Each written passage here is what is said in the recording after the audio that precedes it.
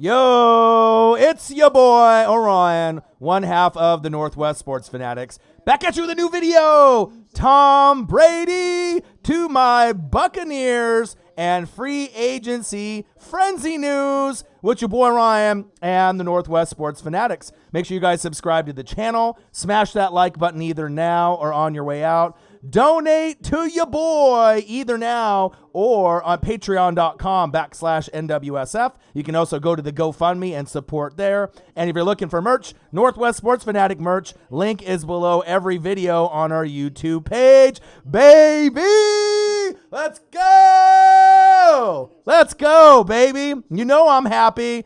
The thing is, you have to realize this is a Band-Aid. Right? Anyone that's on the Patriots or the Dallas Cowboys, it doesn't matter if it's Tom Brady or Dak Prescott in the future that becomes available, right? Everyone is going to criticize Tom Brady. He's old. Phillip Rivers, he's old. Dak Prescott because he's on the Cowboys. I get it, right? But you got to understand from my point of view, right? You haven't been to the playoffs since 2007. All right? I might be the only motherfucking Tampa Bay Buccaneer fan on planet Earth, right, that you know of, right? I might be the only one that is literally rooting for the Buccaneers from 1995 until now. So, yes, it's a Band-Aid, right? I get it. I want Trevor Lawrence. I mean, if I could have one guy, Trevor Lawrence would be the guy that I would want, moving forward, because then that's someone I can build my franchise with.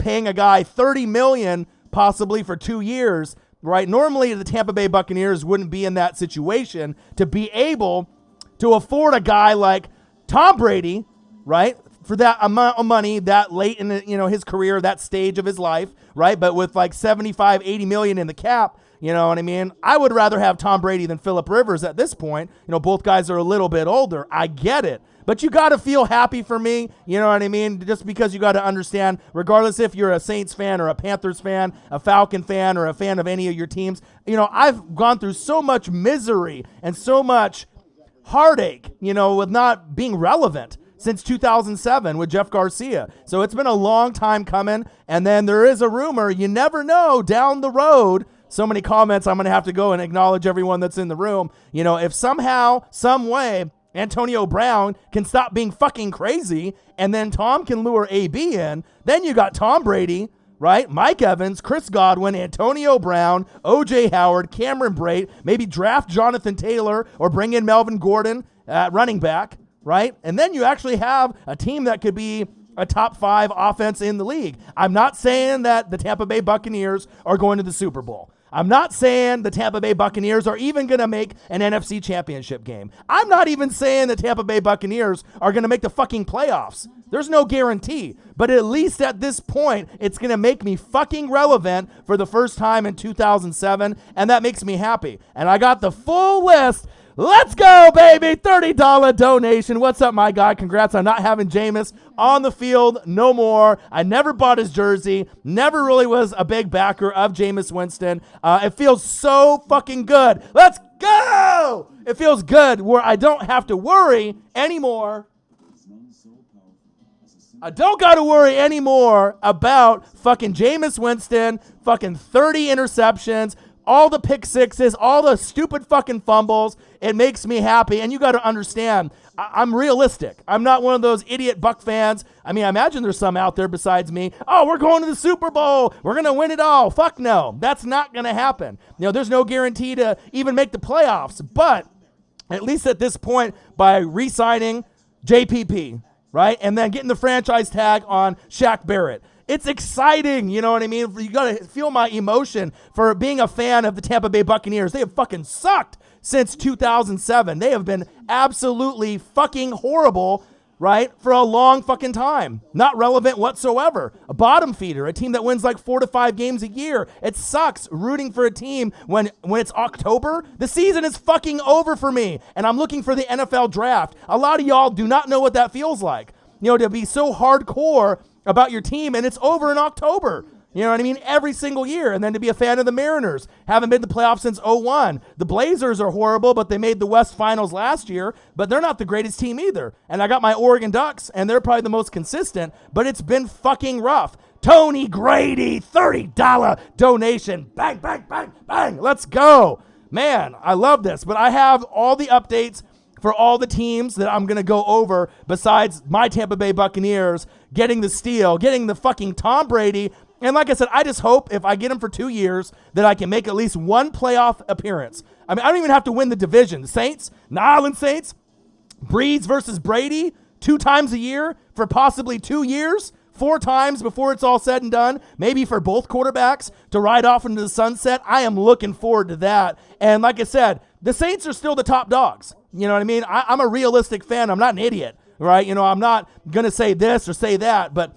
you know, the Saints are at the top, and everyone's looking up at them. You know, we got Teddy Bridgewater on the Panthers, so that'll be interesting when he plays the Saints with that rivalry factor. You know, we don't really know what Atlanta's doing. They're kind of on the back burner. The Falcons are at the bottom. So at this point, at least I'm not the bottom team. I'm going to be somewhere between 3rd, 2nd, and I'm, you know, hoping at some point, you know, maybe by some divine luck in 1 or 2 years that maybe I could even maybe win the division. I'm not saying it's going to happen, but I mean, it's kind of cool to think that there's a chance now, you know, with Tom Brady. I never had a chance with Jameis Winston, so it's exciting that, hey, I might be able to win fucking 9 games. A lot of y'all laugh at that because you guys win 9, 10, 11, 12 almost every year. I don't know what that feels like. So to be able to be like, all right, I got Tom Brady. Let's bring in some more pieces. You got Shaq Barrett. You know, you didn't let JPP go. I actually have a chance to be relevant, and that's all I've ever wanted. You know how hardcore of a fan I am, and it's just really rough to have your season end in October every single fucking year.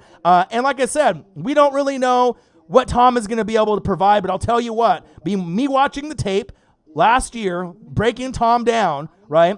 A lot of the games that they lost really wasn't his fault. You know, the offensive line got hurt. The running backs weren't solid, right? The wide receiving core got banged up, and N'Keal Harry. So he didn't really have the weapons, including Gronk, who he needed on 3rd down. And, you know, when they went to Julian Edelman, you know, they ended up double teaming him, batting it down. And then the defense didn't really do their part. So they started to crumble. So for me, I didn't really see a whole lot of an older guy, you know, not being able to make all the throws. You saw that in some of the games. But you got to think. He went, I believe, 24 touchdowns, 8 picks for a guy that was 42. I mean, you name any other guy, obviously he's the GOAT, one of the greatest of all time. Yeah, there's asterisks. Yeah, there's the cheating. I get it with Belichick, Brady, and Kraft. I get it, right? But for a guy to be that old, I'll take a 42, 43-year-old, 24-8 over a Jameis in his mid-20s throwing 33 and 30. That ain't going to get you to the fucking playoffs. You know what I mean? So I'm really excited to see where it goes. What I'm going to do here quickly is I'm going to acknowledge everyone from the top. I know it'll just be real quick, and then I'll go into every single team in the NFL and kind of break down some of the moves that have happened today, right, as well as some more Tom Brady reactions. I was going to do some reaction videos, but I said, fuck it, right? Oh, and another good thing, just to let you guys know, I went to the temp agency today, and I got a job. Woohoo! So I got a job at a warehouse, you know, here in my hometown. It's like 5 minutes from my house, right? They're paying pretty good money. It's like 15, 16 an hour. It's going to be 10-hour shifts Monday through Friday.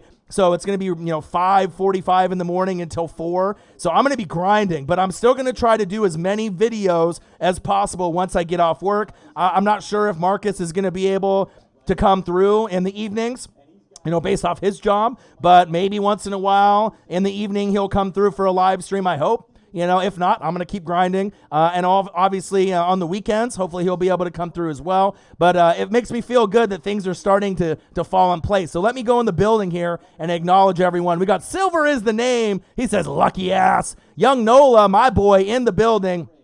Jamie's videos. Let's see, Silver is the name. He said, fuck. Damon P. Aquadio. Man, I'm fucking sweating over here with excitement. Panthers Rule 95. He said, you lucky, man. You lucky too. You got Teddy B. Teddy Two Gloves. I know you probably wanted Cam Newton, and that was a disappointment, but you could tell with Rule, the coach, you know, he's pushing people out. So he didn't believe in Cam Newton long term, so they said, fuck it. You know, they wanted to go for a guy that doesn't turn the ball over, that fits maybe their scheme.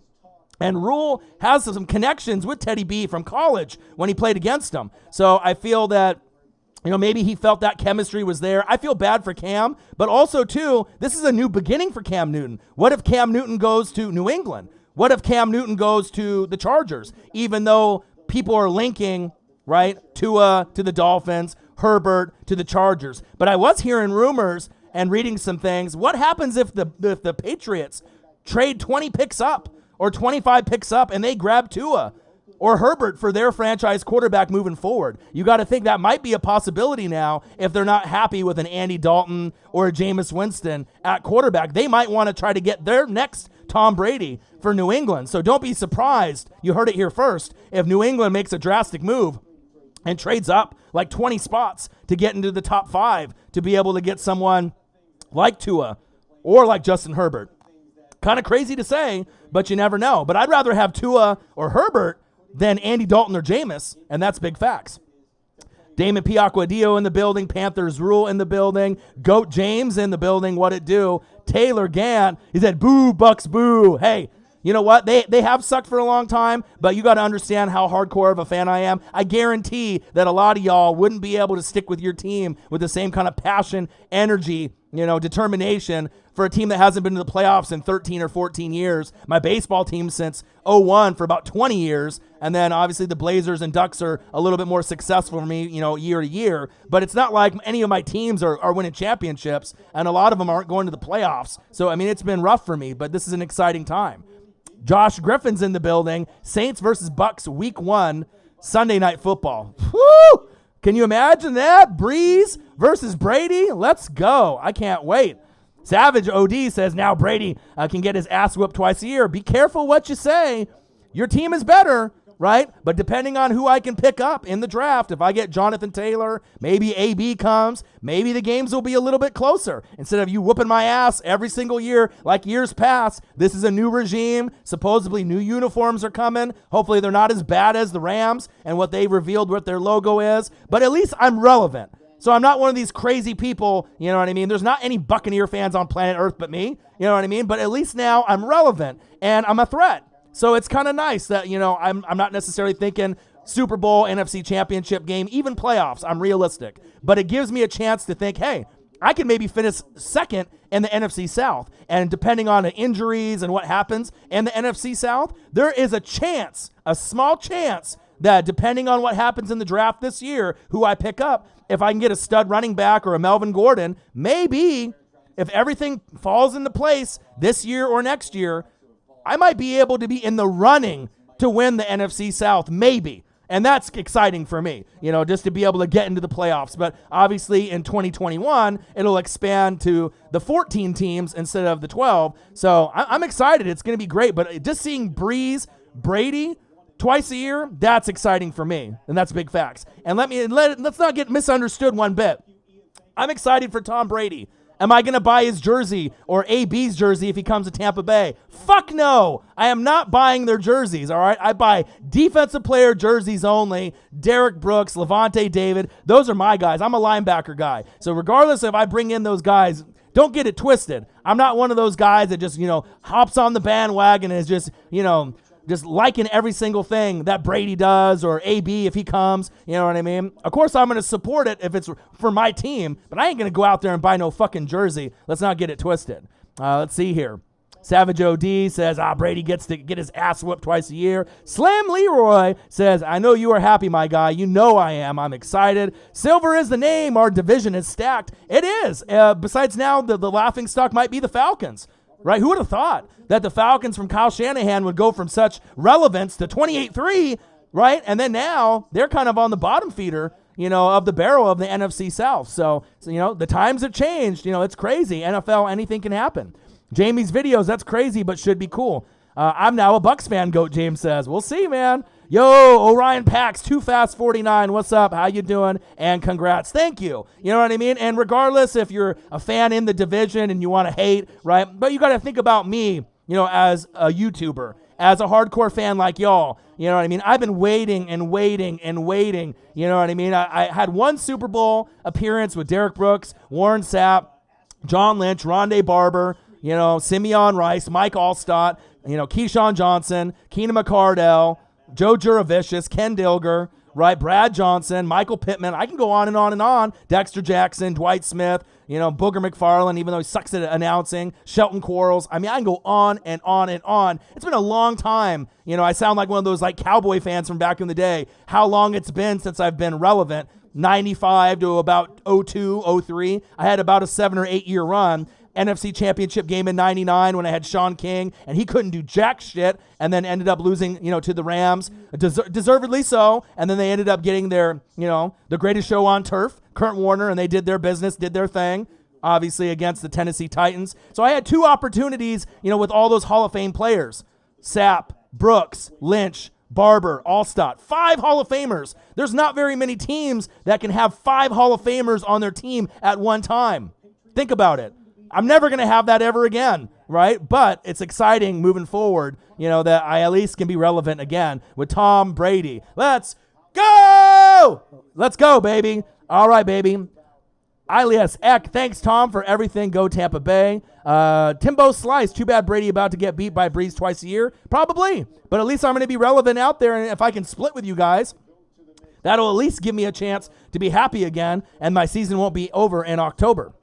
And remember this, once Breeze is gone, right, I love you Saints fans, right, and I support you guys, and I appreciate greatness, but what are you going to do if you don't get a quarterback up to your standards after the Breeze era ends? You can talk shit all you want, but at some point, once Breeze is gone, it depends on who the heir apparent is going to be. There might be a couple years where you guys go back to that Aaron Brooks era, you know what I mean, where things weren't looking too nice. So you got to be humble, you never know. The Saints have a great organization, so let's be real, right? If you got Sean Payton there, you'll be able to more than likely get someone that wants to come to a winner because you guys are winners and you guys have been at the top, right? But you never know. After Drew Brees, it might get a little shaky, after that for a year or two, depending on who comes. I'm just saying, sometimes you got to be a little bit humble, Saints fans.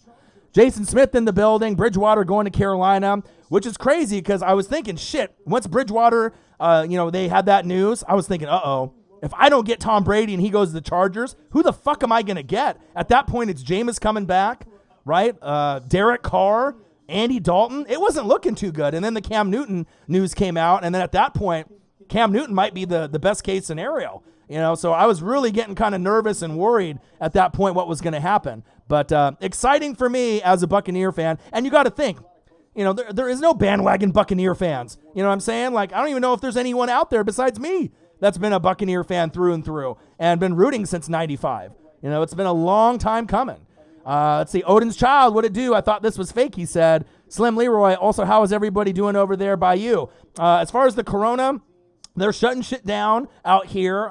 Movie theaters, sales jobs, restaurants. It's like only drive-through like a lot of the other places. They're limiting the amount of people in groups. Grocery stores are still crazy. Like even after the toilet paper and the hand sanitizer and baby formula and all the people going crazy with water, right? I went to the Safeway down the road, not a Winco or Costco, just my local Safeway, and there was still a bunch of shelves empty. Like it was just been robbed or ransacked. So, I mean, it's one of those things, we're trying to limit, seeing each other with the friends. I had a couple friends talk to me on the phone about the Tom Brady situation before I hopped on. I was going to try to hop on a little bit sooner with the news once it kind of broke, even though it'll be official tomorrow. But it's exciting, man, to get Tom Brady. But on the flip side, it's scary with the coronavirus and everything that's going on. I just hope it doesn't go into NFL season. We know the NFL draft might end up getting canceled based off having fans there, kind of like WrestleMania, and you might just have Roger Goodell read off names, which would kind of suck. But as long as we can still play the NFL games and college football can resume at a regular pace, I'm hoping we can get it under control because, anytime that people are dying and it's spreading across the world, this is a real thing. You know what I mean? Yeah, it's attacking a lot of the older people, but, I'm seeing some of the reports of younger people are starting to get affected. And then we just saw the thing, Kevin Durant even fucking has it, right? And a few of the other players, like 4 of them on the Brooklyn Nets. So sometimes it takes 2 weeks or so for it to kind of show up. So definitely fucking scary. Hopefully things are going okay for you, Slim Leroy, where you're at. Jason Smith in the building. Official XXX says, congrats. Thank you, man. Means a lot. Caleb Kaiser, NFC South will be a showdown this season. And it just depending on what the Atlanta Falcons can do, maybe they can be relevant too. They still got Matt Ryan. They let go Devontae Freeman, right? You got Calvin Ridley, Julio Jones. You let Vic Beasley go, which was pretty crazy. You know what I mean? He's never really been the same since 2016. But they might be the bottom feeder team, but they still got Matt Ryan. So they're still going to more than likely be somewhat competitive because to me, Matt Ryan is still a decent quarterback, and that's big facts. This is a sad day for Saints and Falcons fans. Silver is the name. Goat James, let's go Bucs. Damn right, let's go Bucs. Gabe Torres, Bucs fans going crazy. Let's go Bucs, my dude. Gabe, let's go, baby. You know what I mean? What's the last time you seen anybody on the Tampa Bay organization or any fan of Tampa Bay being excited? When I won the Super Bowl in 2002, some of y'all might have not even been born yet. You know what I mean? So I haven't really been happy with Tampa Bay for 18 years. You know what I'm saying? Half of my life. I'm 37, going to be 38 in May. So half of my life ago, when I was like in my 2021 phase, I was happy. But since then, it's been real bleak. A lot of misery, you know what I mean? But now it feels good, that I'm going to be at least relevant for a couple years. And then maybe with this Brady signing, maybe in the next couple years, if they can hit on the draft picks, maybe I can start getting some other free agents that never would consider coming to Tampa Bay. Be like, hey, you know what? The GOAT, Tom, came. So maybe I'll try to take my services there. And so that's exciting too, because then that can make me better and relevant in the future. Because the thing is, I don't want to be that bottom team. But speaking of bottom teams like the Arizona Cardinals, right? DeAndre Hopkins, David Johnson. So now that team, even though they might be on the bottom with the Rams, the Seahawks, and the Niners, woo! I mean, can you just imagine what those NFC West matchups are going to be like? You're going to want to watch the Cardinals and Kyler Murray with Larry Fitz and DeAndre Hopkins. You feel me? Not only for just fantasy, but it's going to be fun to watch them. And I know he wanted CeeDee Lamb, Kyler Murray, his bro from Oklahoma, right? But at this point, you might not get him, but maybe the Niners with the draft pick with the DeForest Buckner, maybe he'll go there. So, I mean, it's going to be a lot of headlines, a lot of rivalries. Teddy Bridgewater against the Saints, Panthers, Saints. You got the Buccaneers being relevant again. So it's really exciting, man. I've been wanting this for so long, and it's cool be able to have your guys' feedback, and you can see my reaction. And I don't even know if there's anybody else on fucking YouTube that is a Buccaneers fan. So it feels really, really fucking good to be getting a guy like this, and we'll get the full details on the contract.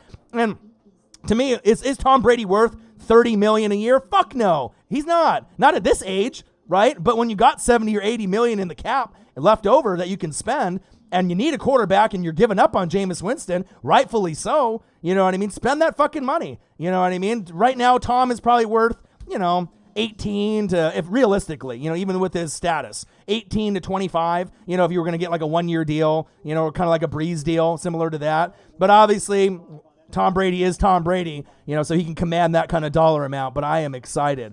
Zachary Mata, Brady ain't ready for Breeze and Ryan smoke. Oh, well, we'll see. I mean, at least we get 2 times a year.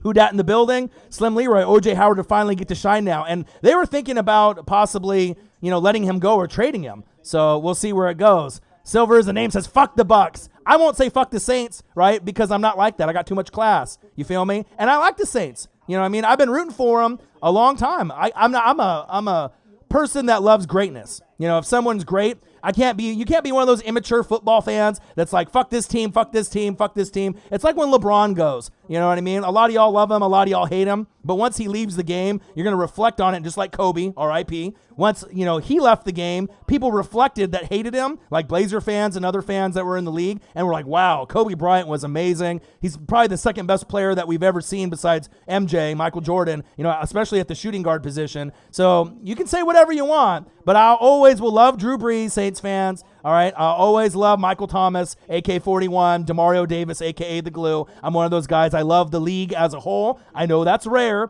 because there's so much negativity, in the world. Everyone talking shit all the time. But the thing is, you never know when you talk shit about a certain team or a certain player, and then that player ends up on your team. So remember that in the future, or you might be going against them. And that's big facts. Timbo Slice, it's a happy day for Saints fans.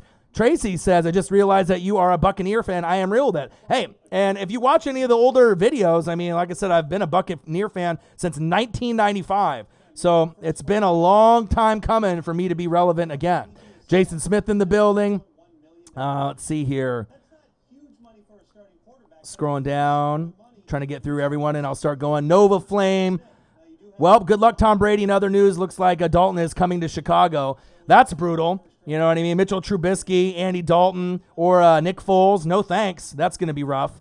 Slim Leroy, Tom Brady, and Drew Brees. Jesus, twice a year. I'm excited for that. American reality Chris Godwin is going to have to give up that 12. Yeah, and I think that, I think he will. I mean, it's Tom Brady. They're obviously, he's been rocking that 12. He'll have to go to a different number, maybe 13, or maybe he'll go to a number in the 80s.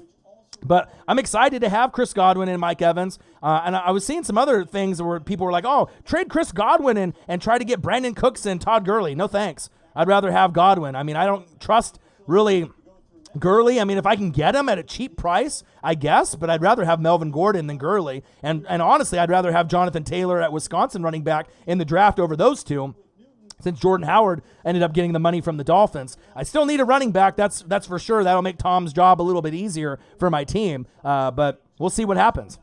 Tony Grady, $30 donation, dropping the mic. That's what a real fan is about right there for the channel. What's up, my guy? Congrats on not having Jameis on the field anymore, and that means a lot. I appreciate that. Andy Dalton to the Bears. That doesn't look good. Let's see here. Slim Leroy, appreciate you, big dog. I love you, man. Appreciate it. Javon Wright in the building. I don't know how you feel, Javon. You ended up getting Teddy 2 gloves, so you might be excited about that. Too Fast 49 in the building. Space Ghost. Is this boy, the NFC South will be a dogfight. Damn right it will be. Woodrow the Kid, TB12, huh? Very interesting to see how you guys will look this season. And like I said, I'm having realistic expectations. It might be a fantastic season where they go 10-6, 11-5, win the division, or get a wild card behind the Saints. I just want to be able to get into the dance, and that's not something that I ever had faith with Jameis Winston or prior to that. So it really makes me excited. No more Jameis Winston, no more free wins for the Saints, right? The Falcons and the Panthers. Saucy says, no more Jameis, no more free wins. Beats Rock, well, Drew versus Tom is going to be a great matchup, and you don't really see that matchup that often. So, one Hall of Famer versus another Hall of Famer. It's going to be really exciting. Quarterback is stacked in the NFC South. I mean, we got some nice quarterbacks in the NFC South that aren't going to turn the ball over. So that's exciting. Drew doesn't really turn the ball over. Tom doesn't turn the ball over. Matt Ryan doesn't typically turn the ball over. And Teddy Two Gloves, he doesn't really turn the ball over. So it'll be really exciting to see where the strategy goes, with these teams. Hell, Amari Cooper got paid before Dak. Yeah, he did. Let's see here. Scrolling down. Nola's in the building. Beats Rock, Drew, Brady, Ryan, and Bridgewater. That's crazy. Oh, baby! See, that's what the fans are about. Saints fans, you can talk shit to me all day long, but look what the fan base is doing for your boy, Tony Grady, $30. Odin's Child, $50. Let's fucking go! Let's go!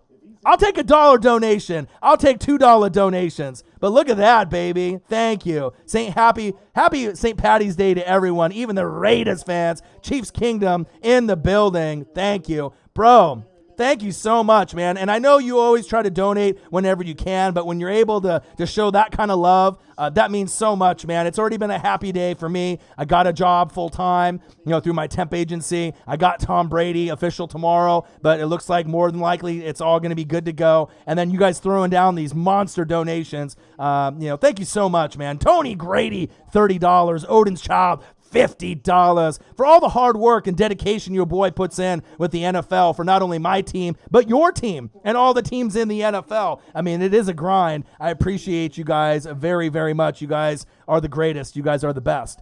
Panthers Rule says, I'm happy Trey Boston re-signed at least at this point. I see ya. Let's see here. Who Dat for life? I see a Sarah Small in the building. Brady and Breeze in the same division. Tracy says, where is Marcus? Probably at home. Like I said, I've let him know, my new job schedule. He was supposed to come over on the weekend and record, but, if he decides that he doesn't want to, or, he's got groceries to get, or he's hanging out with his kids, or he wants to hang out with his girlfriend instead, I can't force him, to come and record, So if he can come, he knows the schedule, he'll come. I mean, if he doesn't want to, then I'll still grind and do it. Once we get closer to the NFL draft, maybe he'll try to come through, but regardless, I'm still going to hold it down, and hopefully he'll be able to come through as much as he can. Let's see here. Annie Clark, who dat? You dat. One of my favorite people in the chat. Annie, how are you? Breeze versus Tom Brady, and I did a Drew Brees video earlier today, him getting his guap, his cheddar, and I'm excited for Drew to be able, we already knew he was coming back, right? But to be able to get that money for his career to walk out in the sunset and to be able to get paid for him and his sons and his wife, I love it. You know what I mean? A lot of Saints fans, they can say, fuck Tom Brady, fuck Orion, fuck the Buccaneers, whatever. You know what I mean? I still love the Saints. I love the organization. I love DeMario Davis, a.k.a. the Glue. I love Drew Brees. I love Michael Thomas. I love AK-41. And I especially love Sean Payton. You know what I mean? He's done a lot for the organization, putting them on the map, not only for the NFC South, but to represent the NFC. And obviously, you know how many videos that I did for the Saints this season. Big facts, man. They're great. Let's see here. Saucy in the building, Silver in the name, Nola, TJ, Scottzilla, good luck. Javon says Teddy B, Teddy Two Gloves in the building. Team Mystic, we finally get that Breeze Brady matchup we've always wanted. Damn right. Let's see. Jason Smith says Cam is done. I'm not sure if Cam is done. I think he has something to prove. And even though I'm a Buccaneer fan, and I know Marcus liked Cam Newton a little bit more when we were having that Hall of Fame discussion. Is Cam Newton a Hall of Famer? Yes or no? And if you even have to slightly say no, in most cases, if it was like MLB Hall of Fame, then it's a no. Or if it's NBA Hall of Fame, it's typically a no. But with football, sometimes you get those guys that are borderline. Like if you said Frank Gore to most people, some of them might say yes, some might say no if they don't know the stats. But if you look at his yards and his touchdowns, how long he's played, he is a Hall of Famer. But then you get those guys like Edgerrin James, where you're like, is he a Hall of Famer or not? Kind of like the borderline compared to guys that are like Barry Sanders, Emmitt Smith, Walter Payton, where you're like, yeah, Hall of Fame. So it's one of those kind of tricky categories there. But I think Cam's still got something left in the tank. Cam Newton to the Bears could be a fit. But the thing is, they don't got any weapons. Who are their weapons out there? You got Tariq Cohen. Who else? Allen Robinson, Trey Burton, what Jimmy Graham? You know what I mean? Like, he would be better off going probably to the Chargers or the Patriots. Honestly, that would probably give him more confidence to work with some weapons that are a little bit better out there. Let's see here. What up, Northwest Sports Fanatics Troll Patrol? Congrats on the GOAT. Thank you, man. Appreciate that. Crazy. Joey Gomez in the building. What a do. He was the one I was on the phone with. Big Chargers fan. We were talking about what the Chargers might be able to get. Maybe Justin Herbert is what we were thinking. That would be a good fit for the Chargers since we're both Duck fans, and he's one of my best friends. Slim Leroy says, congrats, my guy. It says, bye-bye, Ghostbusters. This year we can beat him and go to the Super Bowl. Let's see here. Ulysses Alonso, congrats. Thank you, man. Appreciate you. TJ Scottzilla. What about y'all defense, though? Yeah, there's the issues there. I mean, the offensive line needs a lot of work. I need a starting running back. The defense on the back end, the secondary is horrible, right? But you got JPP, right? You ended up getting Shaq Barrett signed with the franchise tag. I got Levante David, who's always a stud, one of the most underrated linebackers in the game. Devin White from LSU, another linebacker. So it'll be a work in progress with this draft to see what they pick up. But I'm excited, in the next couple years, what would be able to happen. And if I didn't have as many interceptions with Jameis, I probably would have been able to be in the hunt for the wild card. If he would have went 33 touchdowns and 18 picks, I would have been in the playoffs last year. 33 touchdowns and 20 picks. And he had like 7 pick sixes. So, he really knew how to fuck the game up, Jameis Winston. So I'm really happy I don't have to worry about him anymore. Savage OD says, congrats, bro. Rocco says, yeah, I'm hyped. Let's see here. Ryan Baran, what it do? Eddie James, Colts fan, congrats on Brady. That's awesome. And congrats on DeForest Buckner and Phillip Rivers. You know what I mean? It's awesome. Are my Bolts getting Herbert? Joey Gomez says. I hope so, and I think so. The only thing I worry about is if the Pats trade up and they end up trying to get Tua or Herbert for their franchise guy. It's possible that they go that right. Let's see here. Colts got Rivers and T.Y., that's a connection. But the big reason Rivers went there is he's got a connection with Frank Reich and the OC. So he's already familiar with those guys because he worked with them in the past. So, Phillip Rivers is not going to have to really learn a whole brand new scheme and playbook. He's not going to have to retool all his skills. And you got a great offensive line. My favorite offensive lineman in the league, Quentin Nelson, is on the Colts. So I like what the Colts are going to be able to bring. They should be able to be a playoff contender in the AFC as well. Let's see here. It's Kentros. I'm excited to see what Teddy can do for my Panthers. I am too. I'm really excited to see what is going to be available for them moving forward. Jason Witten goes Raiders. I saw that. Let's see here. Just J-Rod. Let's go. It's a great day to be a Buck. Relevance again. Oh, there's another Buccaneer fan in the building. Wow, that's crazy. I haven't seen too many of those. D. Benoit, congrats. I appreciate you. Lone Star, interested to see how Brady does in a harder conference. It'll be a struggle, you know what I mean? And like I said, it's going to be a new scheme, but I got three head coaches in the building. Bruce Arians, right? Byron Leftwich is going to be a head coach in this league sooner than later. He'll get his opportunity. And I got Todd Bowles, D coordinator. So with Tom Brady seeing all that, I still have a lot of pieces that I need to get, built up. Offensive line, secondary, running back, but it's coming together. So it's excited. Who you got coming to Chicago? Dalton, Newton, other thoughts? Nova Flame. I know they were talking about Andy Dalton, and that's better than Mitchell Trubisky. They were talking about Nick Foles. I don't know if he's better than Mitchell Trubisky. They're both kind of Nick Foles is good on Philly, but outside of Philly, he hasn't really proven that he can do it consistently. And then the thing is, no matter who you bring into Chicago, if the offensive line, if Kyle Long isn't there anymore, the offensive line isn't really built up like it used to be. They don't have a whole lot of weapons. Trey Burton, Jimmy Graham, not the greatest players. You know what I mean? Allen Robinson, Tariq Cohen. I mean, you need more. The defense has got some pieces. But even if you brought in Cam Newton as the best option, that might not be enough to compete with the Vikings and Packers and the Lions. You might be kind of fighting for that fourth spot in the NFC North, but we'll see. I mean, best case scenario would probably be Andy Dalton or Cam Newton personally. If Dalton, the thing is Cam Newton, if he's healthy, he's better than Andy Dalton. But I just don't know if Cam Newton can stay healthy, for a full season at this point. So let's see here. Booger McFarland, yeah, we don't want to talk about him. He's horrible. Eddie James says, as a Colts fans, good luck. We both got to upgrade at quarterback today. Damn right we did. The Colts got Phillip Rivers. It's very exciting. Let's see here as I'm scrolling down. Tab Black in the building. Odin's Child. Ogba went to Miami. And I'm going to go over all the teams and all the moves. Nathan Dotson, Suppo Rizzle. Y'all got Brady. Damn right. Feels so good.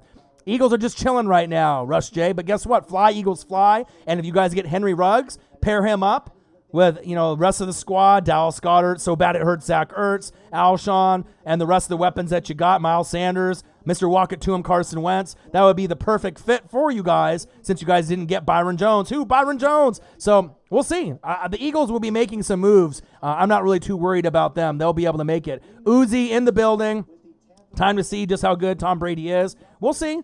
We'll definitely see. And you got to think he's not with, Bill Belichick anymore, so it's definitely going to be a project. Orion, are you getting a Brady jersey, David Goldstein? Absolutely not. For a guy that didn't really like the Patriots, I'm like the rest of y'all. I'm not biased, right? But there is a reason why a lot of people don't like the Cowboys or they don't like the Patriots. They're the most hated teams in the NFL. And just because I did get a Hall of Famer in Tom Brady doesn't mean I'm going to get his jersey. And no, I absolutely not going to buy his jersey. But I am excited that I have someone other than Jameis. You have to understand, Jameis Winston, that doesn't give me any chance to win any games, period. So let's see here. I'm almost caught up, guys.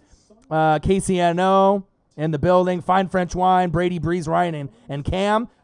Teddy Bridgewater, yep.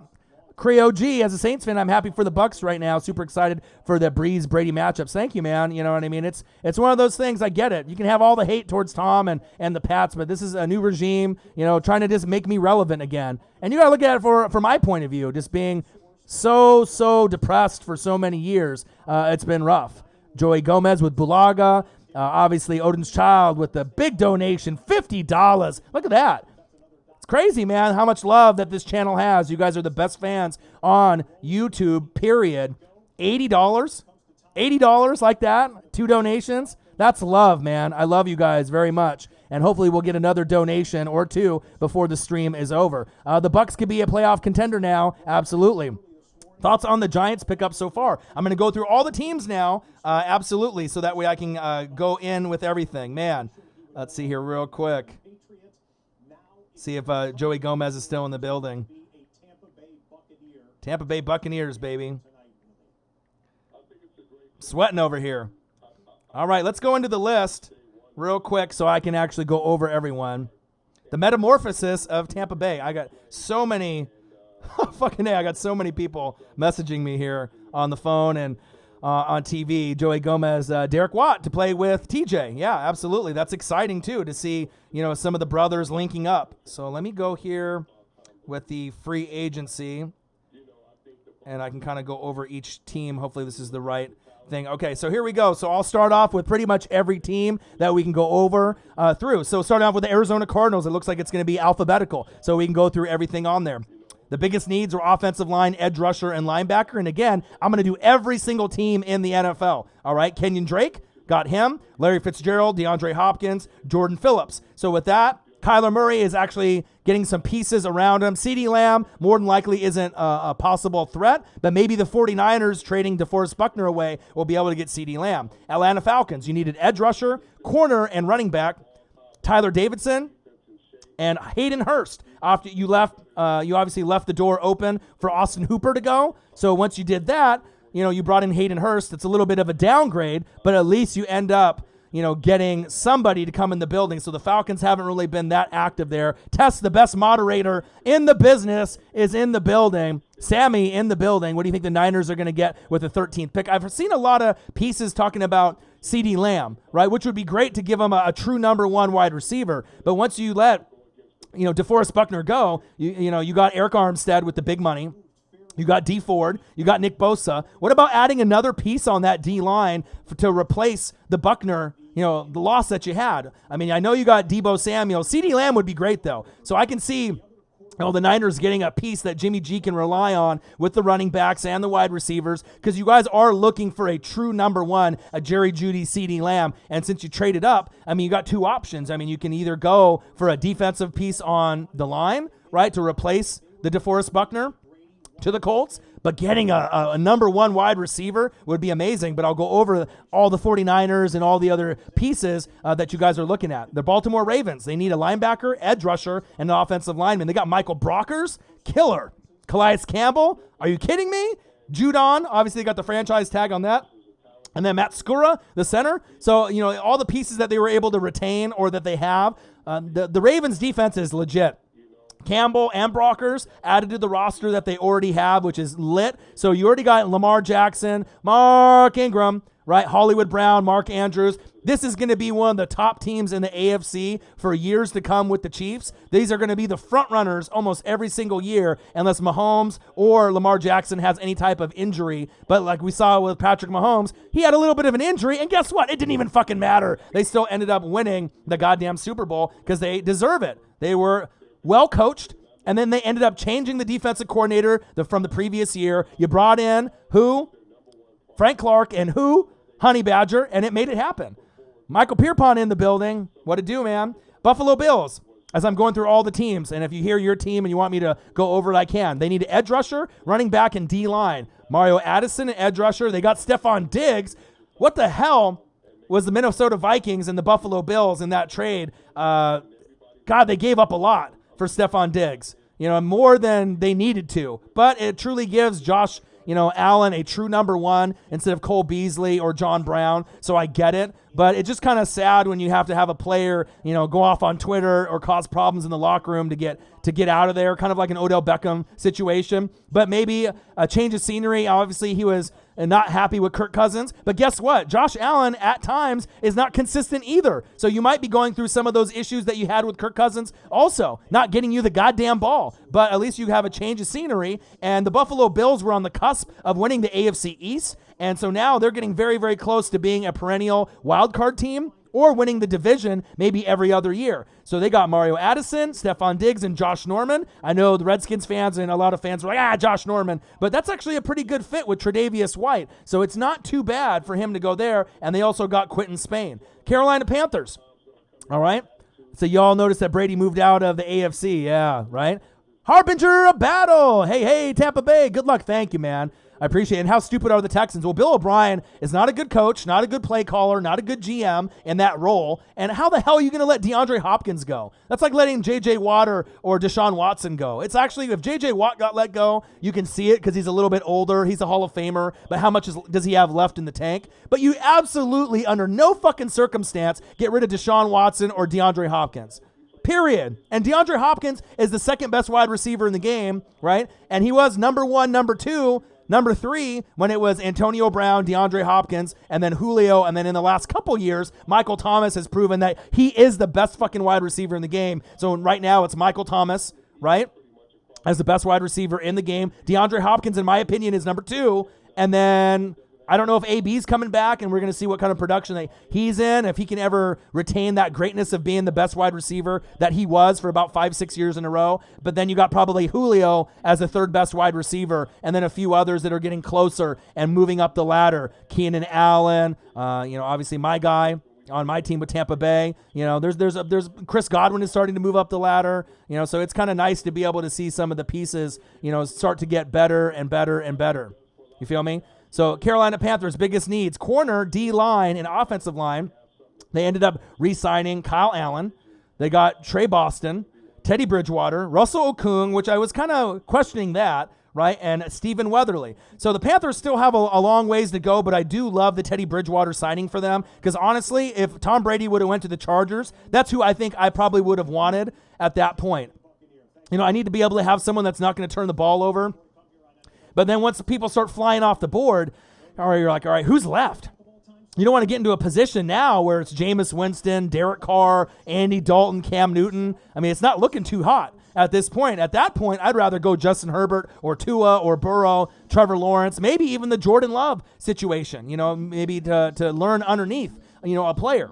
Let's go to the next team, Chicago Bears. The biggest remaining needs, quarterback, right? Offensive line and corner. They got Jimmy Graham, 2 years, $16 million deal. What the fuck are you doing? What are you doing? That much money for an aging Jimmy Graham? He hasn't been good since he was on the Saints. Robert Quinn, I like that move. That's a big contract for there. 5 years, $70 million, $30 million guaranteed. And Danny Trevathan, 3-year extension. So at least it gives them pieces on the defensive end. Is Jimmy Graham better than Trey Burton? I guess, yeah. Right? I guess he's better than Trey Burton, but by how much at this point in the career? Right? Day Falls. Thank you, man. I am. He said, potentially a historic season for my Bucs. Amazement. 717, you Bucs fan? All right, baby. Let's go. We got to stick together. And I know there'll probably be some more Bucs fans crawling out of the closet. I know it's been tough, to be able to go through that. So how good do I think that the Cardinals offense is going to be? Amazing. Kyler Murray definitely his stock is going to raise in the fantasy football world. DeAndre Hopkins is there. Larry Fitz is there. Christian Kirk is there, right? They end up getting Kenyon Drake, who's better than David Johnson. So it's going to be crazy. I can't wait to see the offenses with Tampa Bay, the offenses of the Cardinals, the bottom feeders, the Lions. I love the bottom feeders because you just never know. At some point, we eventually are going to get guys, and we're going to be relevant. Sometimes it just takes a little bit longer than other teams, The best thing Six Ink says about Tampa Bay signing Brady is the fact that we can possibly give and see Orion the most hype reactions. Yeah, seriously. Yeah, you're definitely going to see me more hyped in my reactions more than anything, and especially getting rid of Jameis Winston. That's definitely big facts. I'm still pulling for Winston, though, Amazement says. You know what? I am, too. I'm pulling for Jameis and Mariota to be able to do it somewhere else. It just wasn't going to happen with our teams. You know what I mean? The thing is you can only put up with so much mediocrity and so much poor play with all the pick sixes and the turnovers, the interceptions with no pressure, which Jameis was number 1. And Mariota just kind of got outplayed, had injuries. But if you look at Mariota's numbers, touchdowns and interceptions, they're pretty good. You know what I mean? So maybe going to the Raiders with Gruden and Mayock, he can revitalize his career. And maybe if Jameis goes to Tampa Bay, if Jameis goes from Tampa Bay to New England or goes somewhere that has pieces in place, maybe we can see him revitalize his career. But you know what I mean? I want them to do well. But the thing is like when you have a guy to suck for you for so long, you know what I mean? I can only do so much with Mike Evans and Godwin, and it shows you. He led the league in passing, but 33 touchdowns, 30 picks. You know what I mean? You got the 5,100 plus yards,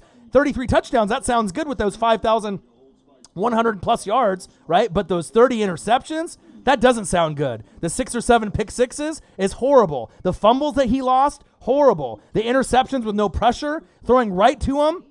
Maybe those bad eyes will, with the surgery, maybe things will get a little bit better for him.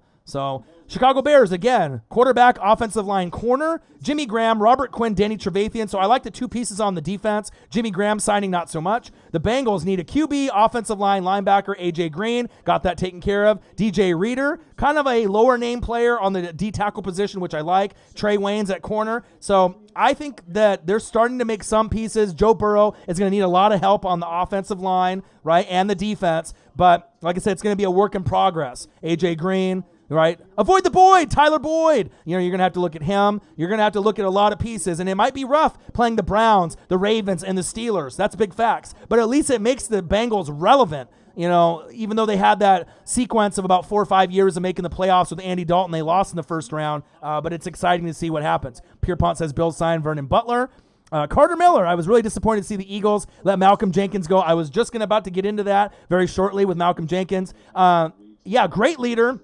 Great football player, one of my favorites of all time, and it's kind of crazy with the safety position with Brian Dawkins. When I used to watch him play, he was one of my favorites of all time because I like hard-hitting safeties. John Lynch, he's got that passion and that energy and that aggressiveness, and you got that, obviously, with Malcolm Jenkins as well. So to see him, not being able to get picked up, I feel you, man. It kind of hurt me a little bit. I know I'm not an Eagle fan, but I was like, wow, they're really letting the vet go. So we'll see what happens with his career, but obviously they're going to have to look in the draft to be able to maybe they have their eye on someone. It's a business. The NFL is a business, so I get it, but it definitely hurt. I know the Bucs haven't always been the toast of the NFL, but the franchise has shown flashes of brilliance in its time, so this Chiefs fan is always happy to see bad teams do well. Me too. You know what I mean? I'm rooting for the Cardinals, the Lions, the Buccaneers, the Bengals, all the bottom feeder, the Browns. I want all the bottom feeder teams to at least have a little bit success, and that's big facts. KC rules with the iron fist. Damn right they do. Ruiz! Yo, you got a cheater on your squad. Hey. But the cheater beat you. The cheater beat you, right? But you guys will be back. I like your team, Ruiz. And all kidding aside, do you think that you're going to trade away Gurley, Higbee, Everett, Cooks? Are they going to be on the market? It sounds like a lot of the guys might be on the market in the rumor mill. I'm rooting for the Rams to get back to relevance as well. I know Saints fans, they don't want to hear that. Saints fans and Rams fans don't like each other for obvious reasons. But I like to be able to see teams come back when they've had a bad year. You know what I mean? To be able to see what they can do and prove themselves again. Pierpont in the building talking about B. Dawkins is the best man. Love him. Odin's child. Saying hello, Pierpont. Grant Delpit, love him from LSU. And obviously you got McKinney from Alabama is an amazing safety as well. You do your research, Pierpont, like I do, so we know that. Wide receiver in case Godwin's number is high. Cooper deal may cause that, and what quarterback should we target in the draft for the future? Jalen Hurts. Yeah, Jalen Hurts is someone that you can probably be looking at, for the Cowboys to give you insurance for Dak Prescott, because I see a lot of similarities in Dak Prescott and Jalen Hurts. But we'll see, where if Tampa Bay is looking for a quarterback for Brady to groom, if they end up trying to get a Jalen Hurts, if he drops to second, third, fourth round, maybe Tampa Bay can get a guy like that and groom him and have someone underneath. I would be down for that, to be able to have someone learn from one of the best that's played the game. Harbinger, a battle, back to work, Lates. Appreciate you, Harbinger. Miami Miracle. Another team I'm really excited to see kind of get back to relevance as well is the Miami Dolphins. Depending on, how they draft, how free agency goes in the next 3 years, I'm really excited to see where it goes. Troll Patrol says Dallas still stinks. Pissed my Redskins ain't made no big moves with all this money. Yeah, but the thing is, if you end up getting Chase Young, or if Chase Young goes one and you get Joe Burrow or Tua, right, and you move on from Haskins and you still get some other pieces there, you guys are going to be fine. I'm excited for the Redskins to see what they're going to be able to do. And the Redskins have made some moves, but just not the big moves with the money. And sometimes you don't need to. Sometimes people overpay. Look at Tampa Bay, $30 million, maybe for 1 or 2 seasons. That's way too much. But I had the extra money with the cap, so you will just have to wait and see. I'm not actually a fan of Rivers to Indy, Carter Miller says. I just feel like Rivers is way past his prime, and they would have been way better off with Jacoby Brissett. Right, but if you have a great offensive line, Rivers' offensive line wasn't the best when he was with the Chargers. And he made a lot of interceptions and mistakes with Jameis Winston. They were kind of at the top with mistakes in the last couple years, right? But if you end up having a good O-line to protect Phillip Rivers, and you can hand the ball off to Marlon Mack and a few others, and then get a few more weapons in the draft and in free agency, they can definitely make it work. It's a 1-year deal. You know what I mean? So they'll be able to decide. The Colts franchise, to me, has been run very, very well. If you look at how teams are running their organizations, the Chiefs, the Patriots, the Niners, the Colts, these organizations know how to draft. They know how to get the most out of their guys, and they can get the most out of late-round picks.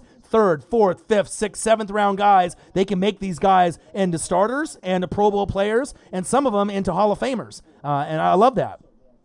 Derek Davis, Bucs Nation. Let's go, baby. Bet you don't have one of those. Let's go, baby. Buccaneers. Ready for it.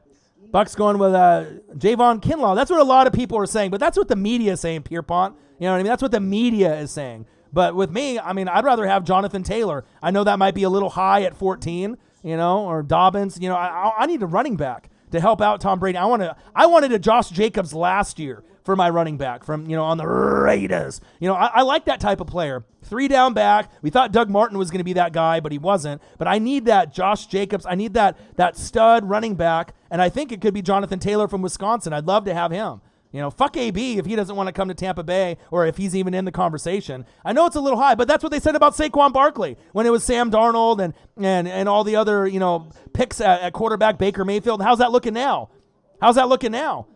Daniel Jones and Baker Mayfield and Sam Darnold. The Saquon looks pretty good for the Giants. You know what I mean? So sometimes just because you don't traditionally pick a guy at running back at 1 or 2 or 3, you know what I mean? And normally it's like 4, like Zeke Elliott and some of these other guys. Fuck that. If it's the guy that you want and the guy is great and you know he is, it doesn't matter. You know what I mean? Because if you end up trading down and losing the pick, then you're going to be kicking yourself. So that's big facts. Carter Miller says, I actually think the Bucs can win the division. I don't trust the Saints. I especially don't trust Breeze making it through the whole season. We'll see. They still got to be the top team based off respect, but we'll see at that point. No one said Saquon went too high when he went too low. But they did, though. There was a lot of people thinking that Saquon wasn't worth that pick at that spot. You got to go back, and if you end up looking at all the people, they were like, all right, what pick can Saquon go? I mean, if you pick Saquon at 2 or 3, most people, what's the difference between picking Saquon at 2 or 3 or 4? Realistically, I mean, it's typically not done at the running back position, but if that's your guy, he's the best guy out of those first 4 picks or 5 picks. Just saying. Yeah, the Godwin for Brandon Cooks and Gurley and a 6th-round pick. Yeah, I don't want to do that because I don't trust Todd Gurley. We can get a running back in the draft. Brandon Cooks keeps getting moved around, and he's a downgrade to Godwin. Brandon Cooks still got good hands, but he's injury-prone, and I feel that he's a guy that when he's in the lineup, he can get you 5 to 10 touchdowns a year, over 1,000 yards receiving. But Godwin is one of the guys like Michael Gallup, where his stack is going up. The stock is going up for Godwin and Michael Gallup. So, especially with Mike Evans there too. So why would I want to get rid of the best duo at wide receiver unless Michael Thomas can pick up a player like Ruggs, or, if you end up getting a pairing like that, or Julio gets Ruggs on the other side, even though I like Ruggs going to Philly, that's the best spot. So I don't really want to go that route personally. All right, so Cleveland Browns, they need O-line, safety, and linebacker. They got Jack Conklin from the Titans. I love that for them, even though I'm not sure if I'm sold on Baker Mayfield. They needed to get a stud offensive tackle. They paid big money, 3 years, $42 million. I love the move. Austin Hooper, I love the move. Kareem Hunt, Andy Janovich, the fullback, Case Keenum. So I like what the Browns are doing, but when you got guys like Odell Beckham, where maybe, he's a little bit more into himself and his IG, than he actually playing hard every snap, I still have questions about the Browns and their future. We need T. Higgins, honestly, Derek Davis says. Higgins is nice. Jerry Jeudy is nice. C.D. Lamb is nice. Justin Jefferson is nice. Ayuk from Arizona State is nice. So, there's a lot of wide receivers to look at. Cowboys need corner, safety, D-line. Amari Cooper got the money. Blake Jarwin got the money. Sean Lee is there. Dak Prescott, Darian Thompson. So they got a lot of pieces there. They could get Xavier McKinney from Alabama. Grant Delpit would be a good fit for them as well. So we'll see where that goes. Broncos, wide receiver, D-line, and O-line. A.J. Bouye, Graham Glasgow, and Justin Simmons with the franchise tag. I like those picks. Obviously, Chris Harris is out. Bouye is in. Lions, biggest needs, corner, D-line, and offensive line. Jamie Collins, Chase Daniel, and Vaitai from the Eagles. I like the Collins move. Chase Daniel and Vaitai, not so much. So I'm not really sure what they're doing there. Packers, they need tight end, wide receiver, O-line. Christian Kirksey, linebacker, and Rick Wagner. The Kirksey's not too bad. Wagner, you lost Bulaga, so I'm not really sure if I like those moves from the Packers. They should have made a little bit more of a splash. Houston Texans is next. Wide receiver, D-line, or offensive line. We got Randall Cobb, wide receiver, right? That's a huge downgrade to DeAndre Hopkins. Kami Fairburn, kicker, re-sign. Darren Fells, re-sign. David Johnson, who knows if he can even play football anymore. A.J. McCarron and Bradley Roby. I don't like any of the moves that the Texans have made. The Colts, wide receiver, D-line, tight end. DeForest Buckner, I like the move. Costanzo, love the move. Phillip Rivers, love the move. I know it's a lot of money for Buckner and Rivers, but they are trying to win now. So you have to understand that, right? Patriots, right? Chiefs, Ravens, Colts, Titans, they are trying to win right now. So I like what the Colts are doing. They have some short-term moves and some long-term moves. So I absolutely love the Colts. They are one of those kind of sleeper teams that as long as Quentin Nelson is there and Darius Leonard is healthy, Malik Hooker on the back end, and you got DeForest Buckner, I love what they're doing there.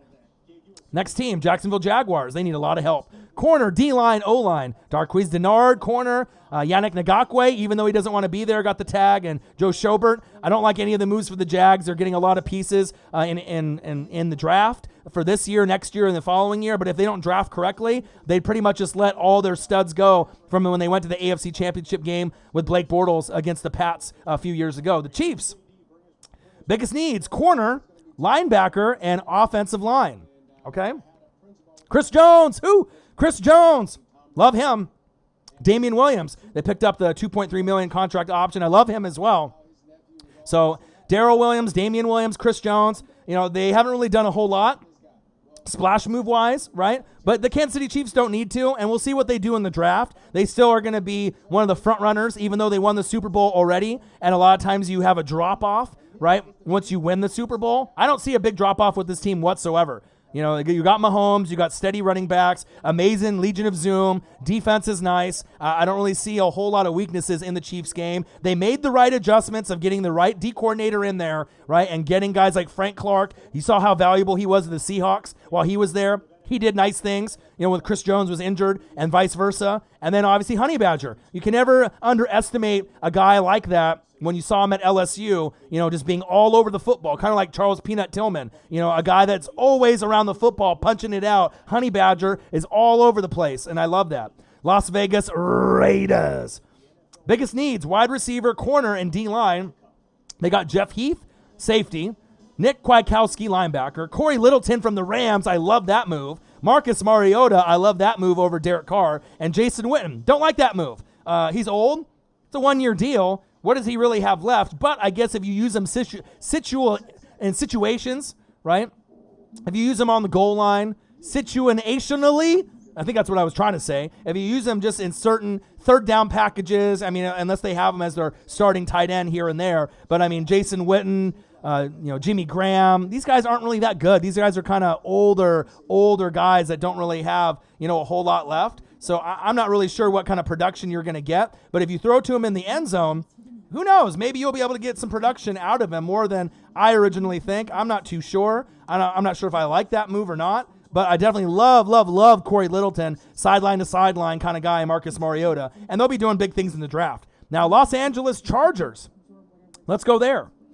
Biggest remaining needs. Quarterback, offensive line, corner. Brian Bulaga, 3-year, $30 million. I love that move. That's one of the Packers stable, offensive line with Bulaga and Bakhtiari. If you ended up watching the Packers like I do, I watch all the teams. He's been a nice staple for them. He's older, right? Injury prone, Bakhtiari and Bulaga, but I like it. Austin Eckler instead of Melvin Gordon. I like that. Hunter Henry, you got the franchise tag there. And Trey Turner, I like that. So I like Trey Turner a lot better than Okung. I didn't really understand why the Panthers wanted to do that trade. So the Chargers won that trade. Now all you got to do is get Tua Tagovailoa, but he might go to the Dolphins. So unless someone trades up like the Pats to get Tua. So hopefully if everything falls into line with all the other moves that are being made, unless the Bears try to make a move for a quarterback that's not in free agency, I like Justin Herbert to the Chargers, and going forward, that will be your Phillip Rivers of the future. He definitely needs to work on his accuracy.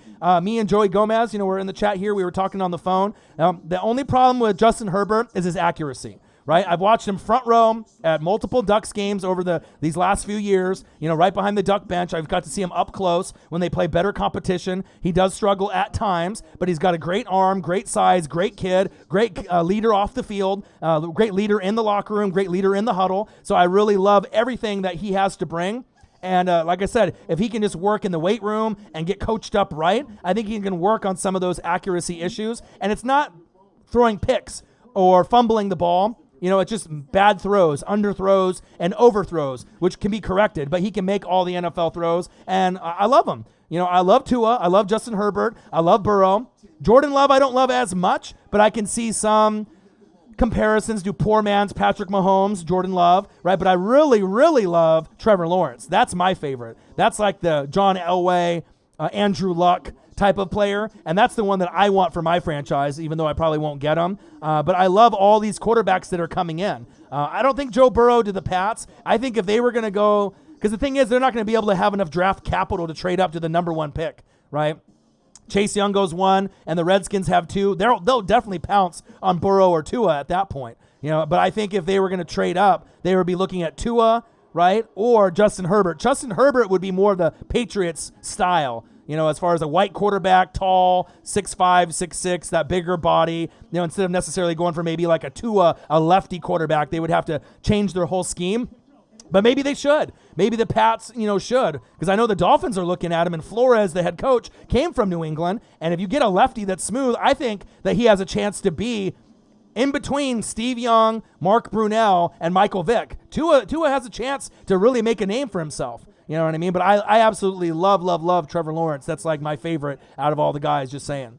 Let's see here as we move forward. The Rams, biggest remaining needs, offensive line, edge rusher, linebacker. They haven't done anything, which is crazy. So the Todd Gurley getting moved, Higbee, Everett, Cooks, I see that, but I definitely don't want it to give up. Godwin, are you fucking kidding me? That's one of my best prospects. If you watched him in college, you saw what he was able to produce and his progression. So especially if Mike Evans ends up leaving at some point, I want to make sure at least I have one solid guy there long term. So absolutely no Godwin for any of the Rams players. I don't care if it's Gurley and Cooks for Godwin. No, absolutely not. Miami Dolphins, quarterback, they love Tua, right? Offensive line, running back, and they'll probably be able to get those in the draft, get some Dobbins, Tua. They'll be able to really rake it up. Eric Flowers, offensive tackle, spend that money. Byron Jones, pair him up with Xavier Howard. Now you have 2 of the best corners in all of football. I know Byron Jones isn't the greatest and he's overpaid. I get it, right? But with Xavier Howard with his pick ability and his cover ability, and then Byron Jones with just the blanket ability, you get 2 different types of corners. They're building something there. Emmanuel Ogbah on the edge, Shaq Lawson, Kyle Van Noy. I like it. The Dolphins are picking up guys that they're familiar with Flores when he was on New England. They are doing big things. I'm telling you, and I told you guys this earlier, within 2 to 3 years, if they hit on all these draft picks, don't be surprised if the Dolphins are in the wild card in 2 to 3 years, 4 years down the road.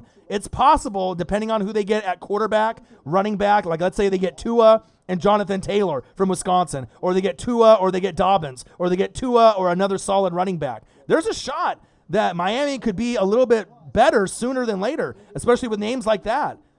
Eric Flowers, Byron Jones, Emmanuel Ogbah, Shaq Lawson, Kyle Van Noy, all pretty solid pieces on top of all the draft capital that they have. I like what the Dolphins are doing. They're spending the money the right way. The Vikings, biggest needs, corner, D-line, wide receiver. C.J. Ham, fullback, re-sign. Anthony Harris, franchise tag. I like that. Eric Wilson, but you let Diggs go. So they have a lot of rebuilding to do, and you're going to be looking at corner.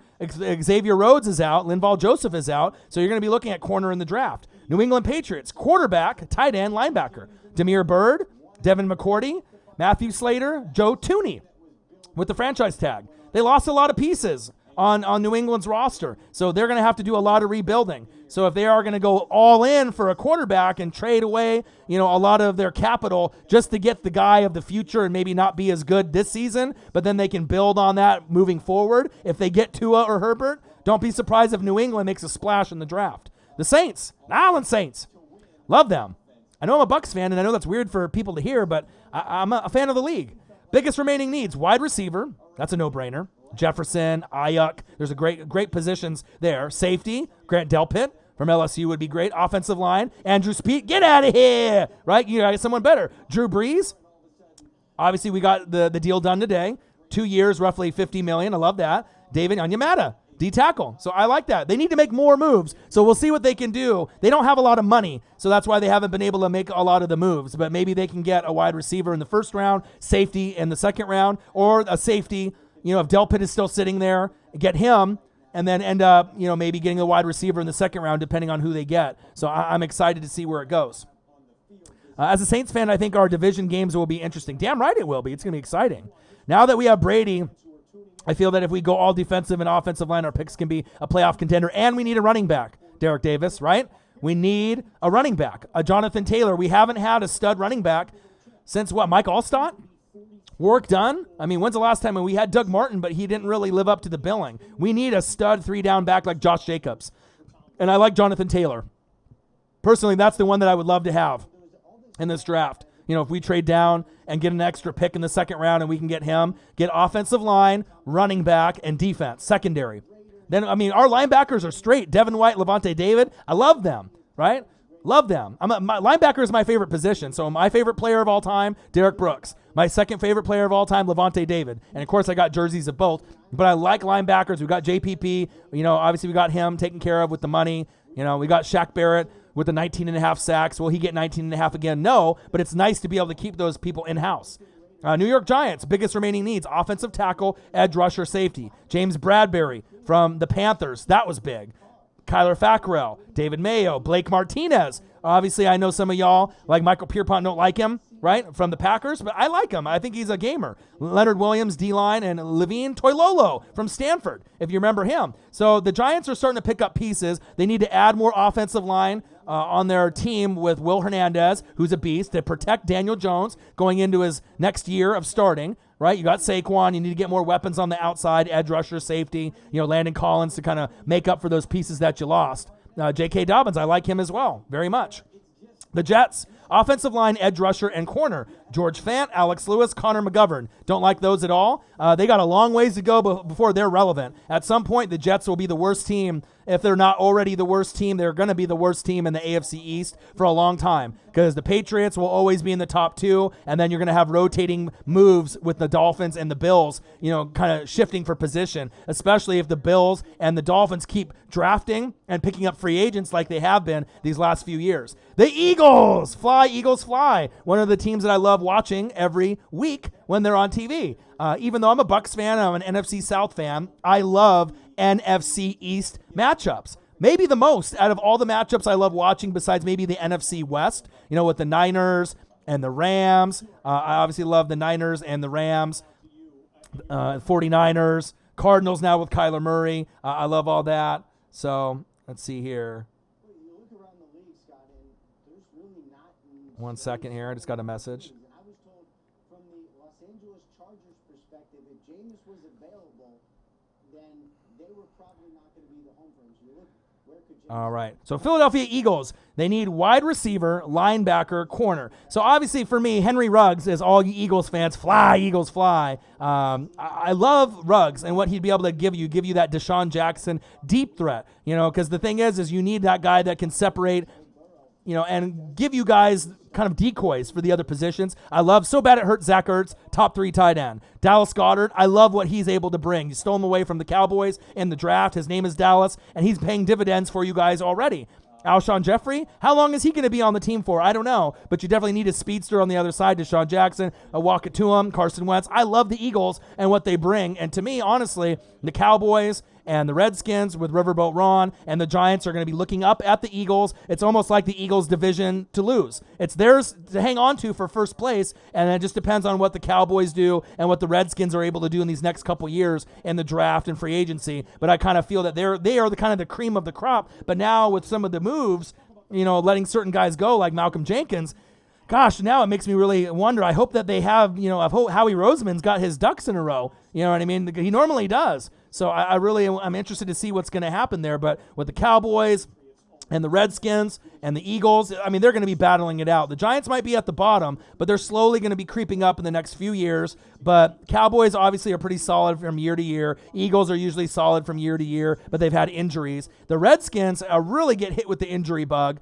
Jordan Reed with the concussions and all of their players, at running back and wide receiver. I love Scary Terry McLaurin. We'll have to see if Riverboat Ron goes kind of like what they did with Kyler Murray and with the Cliff Kingsbury situation. If Dwayne Haskins is not a Riverboat Ron guy, see you later. They'll let him go, right? And then they may not pick.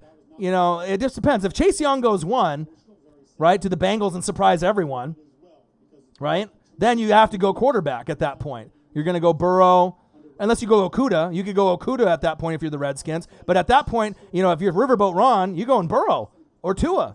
Probably Burrow at that point if he's sitting there at 2. Now, if Burrow goes 1 and you have Chase Young or Tua, it just depends. Is Tua the guy that they want to build the franchise around? Riverboat Ron might only have a couple years, but if he likes Tua and what he brings, then he might take that risk. But Chase Young, to me, might be the best player in the whole entire draft. You know what I'm saying? You don't know that, though, Pierpont. You don't know. That's what they said about the number 1 pick with Sam Darnold and all those other pieces, and then Baker Mayfield went 1. You don't know. You don't know. You know what I'm saying? You don't know that Chase Young. I mean, Chase Young, if it wasn't for Joe Burrow and Tua and all these quarterbacks, you can't tell me that Chase Young wouldn't be the number 1 pick overall. And obviously next year you have Trevor Lawrence and there's a need for quarterback. But if you're looking for best player, Isaiah Simmons is a beast at linebacker, but Chase Young has the ability to be like a Nick Bosa or Joey Bosa or better. I'm just saying. I mean, he's that good of a player, and you know it too. So, Javon Hargrave, 3-year, $39 million deal for the Eagles. I love it. If you saw him on the Steelers, you're going to really get a nice weapon with him and Fletcher Cox together. Rodney McLeod agreed a 2-year, $1 million contract. Jalen Mills is there. Nate Sudfeld. So they haven't really made a whole lot of moves, but I think they will make a splash in the draft, and hopefully they get Henry Ruggs. I'm pulling for the Eagles to make the right piece. And the thing is you don't think that Chase Young would go number 1. No one does, right? But if he did go number 1, it's going to change the whole draft board, right? Because obviously you're thinking the Bengals need a QB. The Bengals need a QB, right? But then if the Bengals end up signing someone prior to that, I don't know how much money that they have. If they ended up getting, let's say, Cam Newton to the Bengals, then obviously they're not going Joe Burrow. I don't see that happening, right? But I'm more than likely Joe Burrow will be 1. And then you got to make a decision if you're the Redskins. You go Chase Young, best player, right? Or possibly a Hall of Fame Pro Bowl player, even year 1. Or do you go for a quarterback that you think that's your guy in Justin Herbert or Tua Tagovailoa? You guys got to see what Riverboat Ron wants to do, at that point. Because he might not be sold on Dwayne Haskins as the guy leading them. You know what I mean? Pittsburgh Steelers, biggest remaining needs, offensive line, tight end, D lineman. Bud Dupree, love him. Derek Watt joining his brother TJ. Not a lot of big moves there, but Bud Dupree needed to be re-signed, and I love it. All right, Niners. Biggest needs, offensive line, corner, and wide receiver. Eric Armstead re-signed. Jimmy Ward re-signed. Buckner left. So I don't like the Buckner leaving, but they get the 13th pick in the draft. So CeeDee Lamb, Jerry Jeudy, another piece on the defensive line. Offensive line, corner, wide receiver. So at that point, the corners is going to be too high to get Henderson from Florida. Offensive line, you're not going to pick an offensive lineman more than likely with the 13th pick. So more than likely, CeeDee Lamb, Jerry Jeudy, depending on where they go. That would be a nice fit for the Niners with that trade. Seahawks, edge rusher, offensive lineman, defensive lineman. Jacob Hollister, Greg Olsen, Jaron Reed. So they're pretty much keeping pieces that they already had there, and they brought in Greg Olsen. Should be a good fit.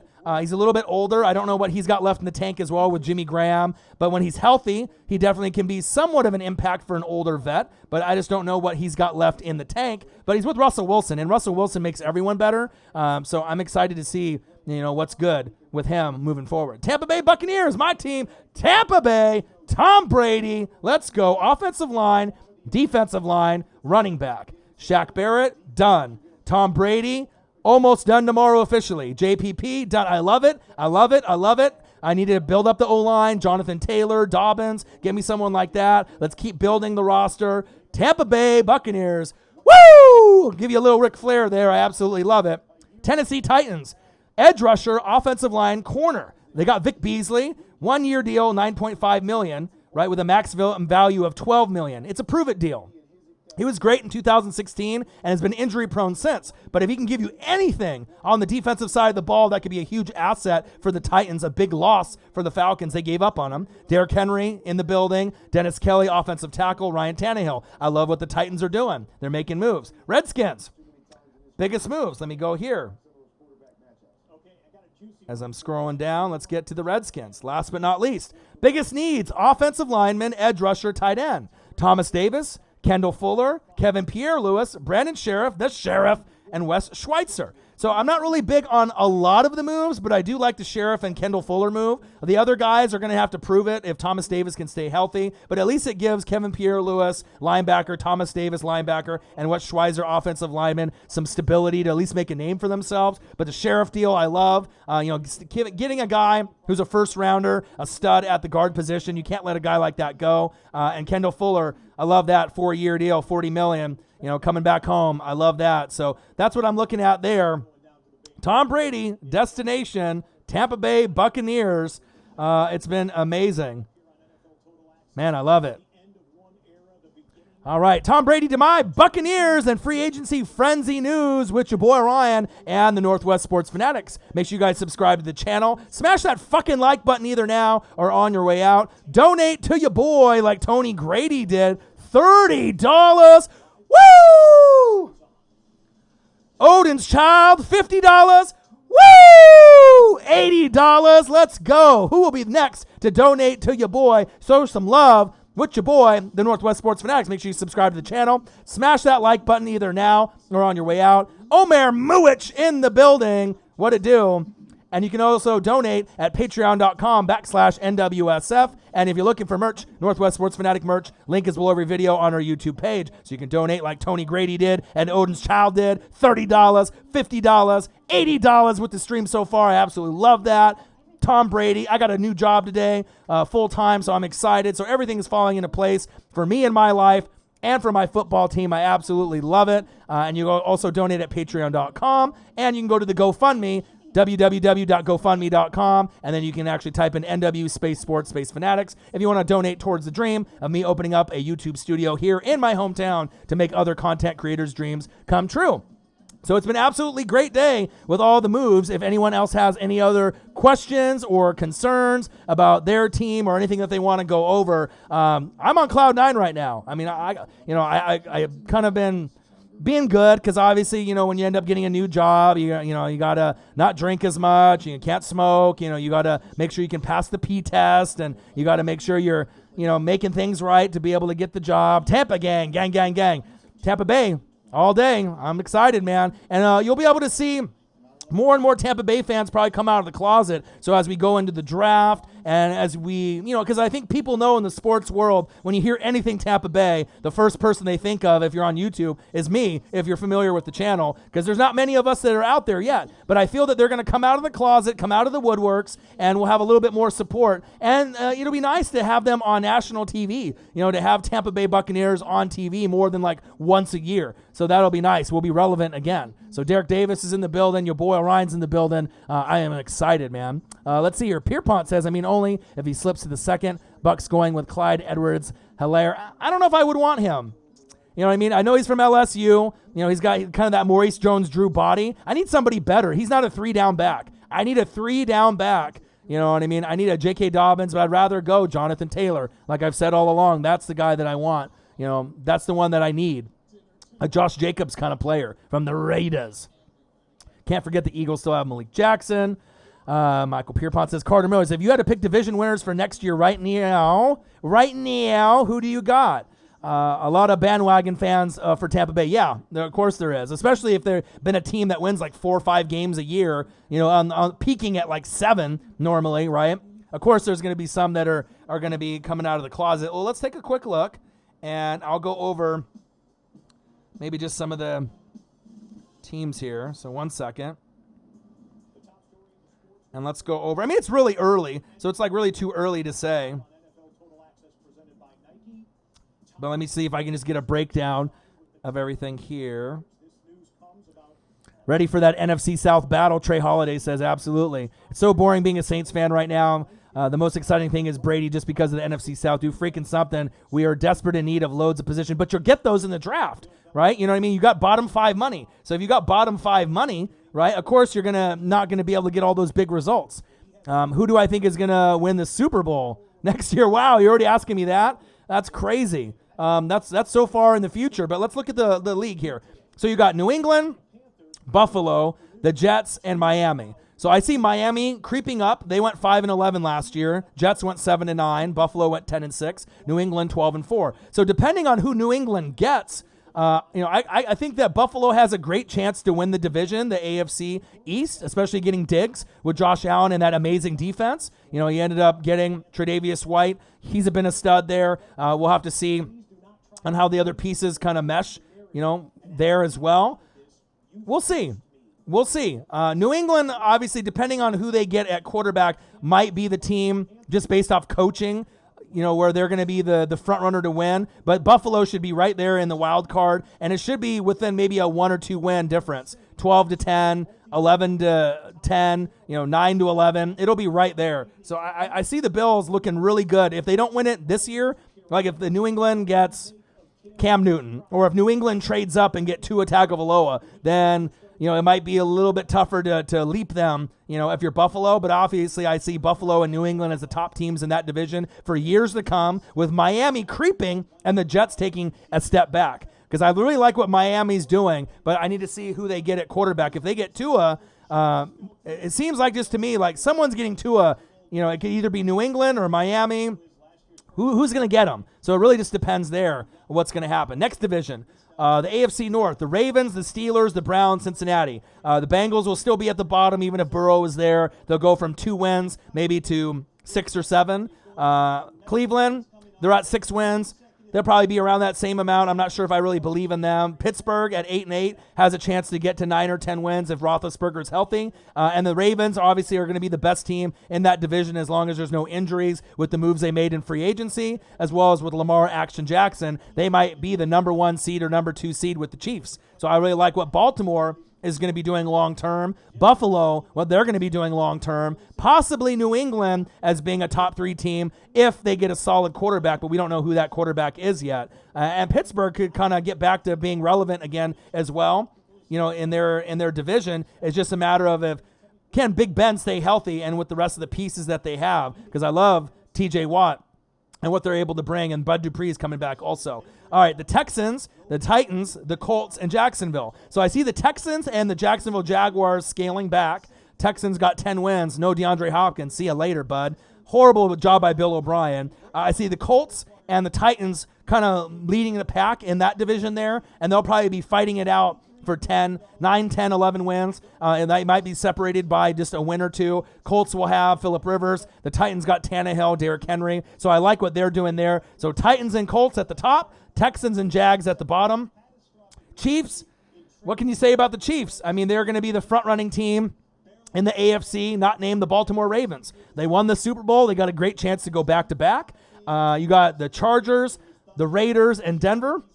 I see all 3 of those teams scaling back. The Raiders, they got Mariota, but you don't really know what they're going to be. Maybe 8-8, and they're 7-9 this year. Denver was 7-9. I'm not really sold on Drew Lock. And then the Chargers, they went 5-11. They could get to that 7 or 8 or 9 win range. But the thing is it depends who their quarterback is. Is it Justin Herbert? They need to be able to get that piece solid, and they need to make sure that they kind of get all the pieces on the right page. And with Herbert and his accuracy issues that he's had, it might take a couple years for them to get, their feet underneath them. But I could see maybe Denver scaling back, the Raiders and Chargers moving up, but definitely all 3 teams are not even close to the Chiefs, and that's big facts.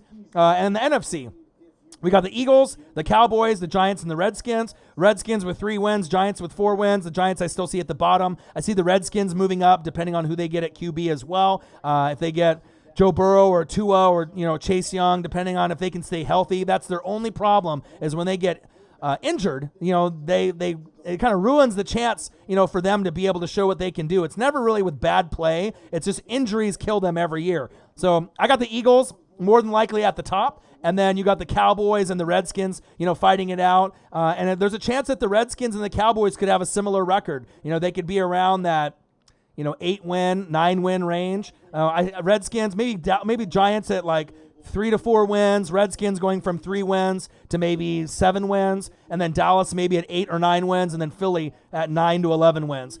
Depending on if they can get Ruggs in the draft. But I still got Philly as the top team, and then Dallas and the Redskins closer. They're getting closer. Kind of nipping at their heels, but they always beat each other up in the division. So unless some big injuries happen, normally the winner of the NFC East is only by 1 game. 10 wins, second place 9 wins. Last year, 9 wins with the Eagles, 9-7, Cowboys 8-8. So I see something similar like that. So you might see Eagles, Cowboys, Redskins, Giants, or Eagles, Redskins, Cowboys, Giants, somewhere in that general range, depending on if the Cowboys underachieve and the Redskins overachieve with Riverboat Ron. Let's go next division, the North. Packers, Vikings, Bears, Lions. I still see the Lions at the bottom. I still see the Bears, being a 6 to 8 win team. And then the Vikings and the Packers, I still see them as playoff teams. Can the Vikings end up getting more wins than the Packers?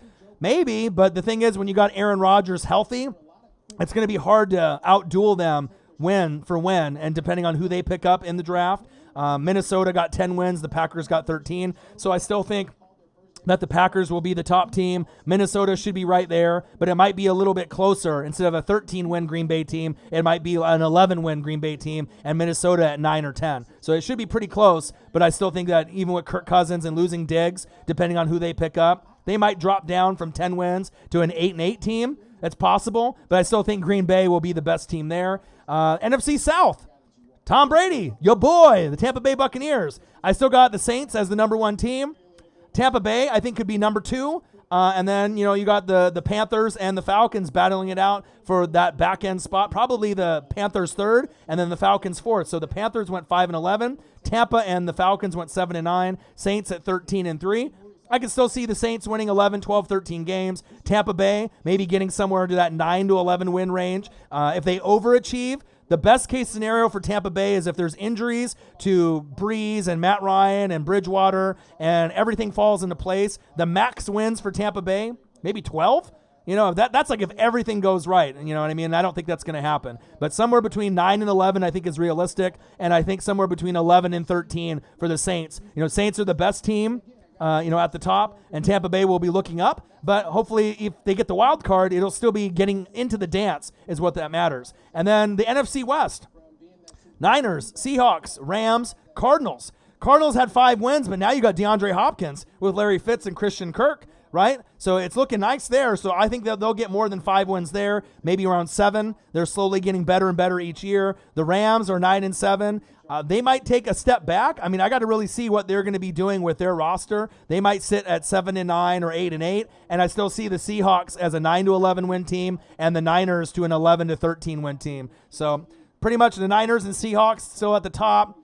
Saints, Tampa Bay, maybe making an appearance. Green Bay as the top team. Minnesota maybe falling back a little. The Eagles still being the top team, and then Dallas and Redskins, they'll be battling it out. KC in the AFC West. And then obviously the Titans and the Colts making a jump.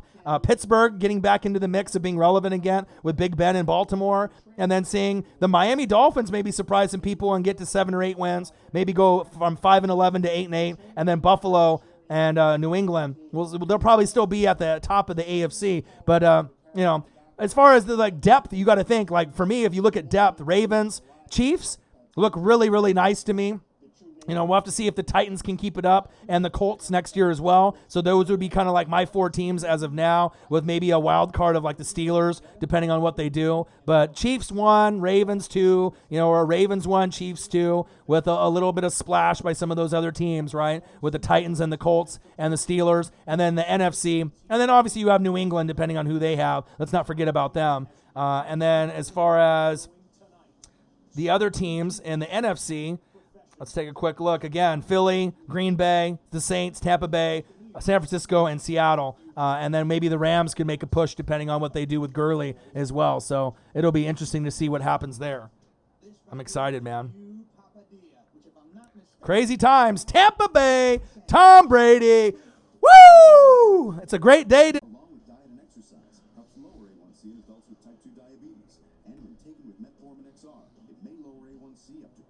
I'm here. That was crazy. I got so excited I think I broke my computer. Tom Brady. Woo! I'm sweating over here. All of a sudden I was here, right? And then I disappeared. I was like, what the fuck happened? I didn't end the stream. That was crazy. I'm still here though. I'm still here. Man, Tom Brady overload.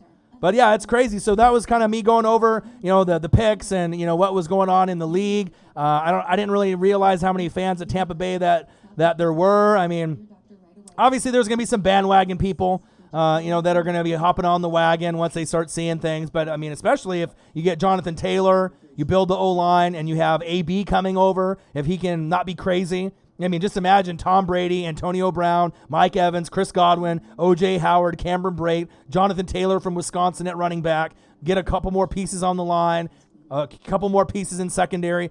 I mean, if just that offense alone with those players that I named, I mean, that could end up being a top 6, top 7 offense in the league, even with a 43-year-old Brady, so it'll be exciting to see, what's going to happen moving forward. So Cardinals Bucs NFC Championship confirmed. I don't know about that, but I'm excited to see what's happened. That's a big troll right there, Juan Gotti. You know what I mean? I'm just hoping to be able to be relevant again. You know what I mean? Young Nola in the building, always supporting. Appreciate you, Young Nola. But yeah, that's big news, man. Tom Brady did the Buccaneers. Free agency frenzy news with your boy Ryan and the Northwest Sports Fanatics. Make sure you guys subscribe to the channel. Smash that like button either now or on your way out. Donate to your boy like Tony Grady did and Odin's Child did. $30. What's up, my guy? Congrats on not having Jameis on the field anymore, LOL. And Odin's Child, $50. Let's fucking go! He said, happy St. Patty's Day to everyone, even the Raiders fans. Raiders. Chiefs Kingdom in the building. Be safe, y'all. Man, what love. Love that. That's crazy. Floyd Mayweather's uncle died, huh? That's not good. That's not good at all. Coronavirus or just something else? This coronavirus shit is crazy. Brady fans jumping the pirate ship. And it was funny, too, because, I was listening to NFL Network, and they were interviewing, quote-unquote, Patriot fans. And you know what these guys said? They were like, fuck, they're like, this Tom Brady shit is horrible. Fuck Robert Kraft. Fuck Belichick. And they were like, I'm not even going to be a Patriot fan anymore. You know what I mean? It's like, dude, these Patriot fans, are they even really fans of the game? I mean, like, fans of the team? I mean, I get it. It's one thing if you love, Tom Brady, right? But, like, you're not going to be a fan of the Patriots anymore just because Tom Brady isn't there. I mean, that was just kind of mind-blowing to me to hear all the negativity, towards Belichick and Kraft. If obviously Belichick didn't want him there anymore, in my opinion. He wanted to try to win, on his own. And Brady wanted to try to win on his own, as a little bit of like, hey, I can do it without you. Robert Kraft, I think he thinks Brady as a son. So I think he wanted him to be there, but it's all about the money. And, at this point, being there 20 some years, it is what it is. I don't know, man. I can't control Juan Gotti. You know what I mean? If someone doesn't want to come, or they got shit going on, I mean, I can't control them. You know what I mean? If I invite him to come over and, you know what I'm saying, and he's busy or doesn't want to come over or he's got his kids or wants to hang out with his girlfriend or he just wants to play video games instead. I mean, someone's got to run the channel, right? So I hope that he can come through. I'm hoping that he can come through. But obviously with my new schedule, he gets off at 2. He's working from home now with the coronavirus, right? So I want to talk to him. I know a lot of the fans want to talk to him too. But I'm not going to get off until 4, so I probably won't be home till 4:15, 4:30, and we'll have to see if I have energy to do streaming after doing this physical work in this warehouse, 10-hour shifts Monday through Friday. Yesterday, so I talked to him, pretty frequently. He was supposed to come over this weekend on Saturday and Sunday, but he didn't come. So I had to keep doing the live streams and the reaction videos. I got to hold it down. You know what I mean? So hopefully he'll come through. But also too, I mean, he doesn't live too far from me. He only lives like 15-minute car ride from me. But, it's up to him that if he wants to come and record. And usually we would record when we worked together after we got off work from like 2:15 to 3 o'clock. But if I don't get home till later, and usually when I do live streams, I do them at like 7 or 8 o'clock at night, and he's got to wake up at, 5 8:30 in the morning. If it's not, if he doesn't feel like he can work that timetable out. He don't got no corona. You know what I mean? But it'll be up to him. Maybe when we get to the NFL draft, that he'll be able to come through. Yeah. Well, this warehouse job, I mean, like I said, it pays pretty good. It's only like 5 minutes from my house, so I got the new job today, which is exciting. Diego Castaneda hyped over TB12. Woo! You damn right I am. I am really excited about Tom Brady coming to the Bucs, especially since my team has been shitty since 2007. It actually gives me a chance to be relevant. And you can see with the donations, $30 from Tony Grady, $50 from Odin's Child. That's nuts, man. It's an amazing day. You know what I mean? I ended up getting a new full-time job today. The Tampa Bay Buccaneers got Tom Brady. It'll be official tomorrow. $30 million per year for maybe a couple years. We'll see what it is. But I'm excited, man. It's been a great day to be a fan of my Buccaneers and sports in general. Does anyone else have any other questions or anything that they want to go over for any of the teams? You're a Charger fan. Okay. You feel all that. Why, man? I got a couple best friends that are Charger fans. You might end up getting Justin Herbert. So if you end up getting Justin Herbert, you're going to be good to go. You know what I mean? I wouldn't feel too down. You ended up getting Brian Bulaga. I mean, if you look at your roster, the roster's looking pretty good. You know what I mean? The Chargers are in a good position to be relevant. And just because Phillip Rivers left, I mean, you got Eckler, Melvin Gordon's out. I mean, I wouldn't really be worrying too much about that. So I can go over here and I can kind of go over your team here if you're a Charger fan, even though I went over all the teams just earlier in the stream just to kind of break them down. So the Chargers, they need quarterback, offensive line, and corner. They got Brian Bulaga from the Packers. I love that. Austin Eckler instead of Melvin Gordon. I like that. Hunter Henry with the franchise tag. I like that. And Trey Turner instead of Russell Okung. I love that. So there's nothing to be sad about, and you might get Justin Herbert in the draft. Nah, you don't want Cam Newton. You don't want Cam Newton because he's not going to be able to stay healthy. You want to be able to get the next Phillip Rivers, to be able to have your team have that leader for years and years to come. You wanted TB12. Yeah, I know a lot of Charger fans and Colts fans and Tampa Bay fans. We were, regardless if you love Tom Brady or you hate Tom Brady or you hate the Patriots, I get it. You know what I mean? But when a guy like that comes available on the market, you can always add a piece to your team with his leadership, and he can teach the things to the other players on the team as well. So I do have a Cash App. So I do got a Cash App. I can always put the link on there as well. So my Cash App. The Chargers wanted Brady. They made an offer, but they were led to believe that Brady wanted to stay on the East Coast. So mine is just, the Orion Mikulek, my first and last name. So it's just the dollar sign, right, with the Cash App, and then ORION, and then Mikulek. So I can put it in here. I'll show you. But I do got a Cash App, but any kind of donations that you can make would be absolutely awesome, man. So one sec here.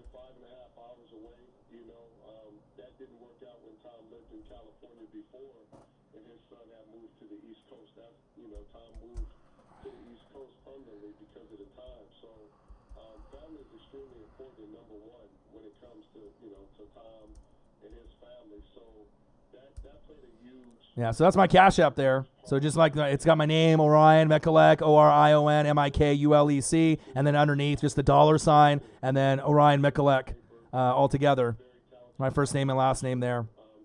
So that's the Cash App there. So if you guys want to make any donations there, yeah, so obviously I can get a little bit more of the percentages there rather than having, some of the donations here. But sometimes you want to just donate on here, even though Google or YouTube will take a little bit of their cut.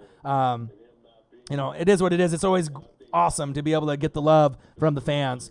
Caverlock Jaguar in the building.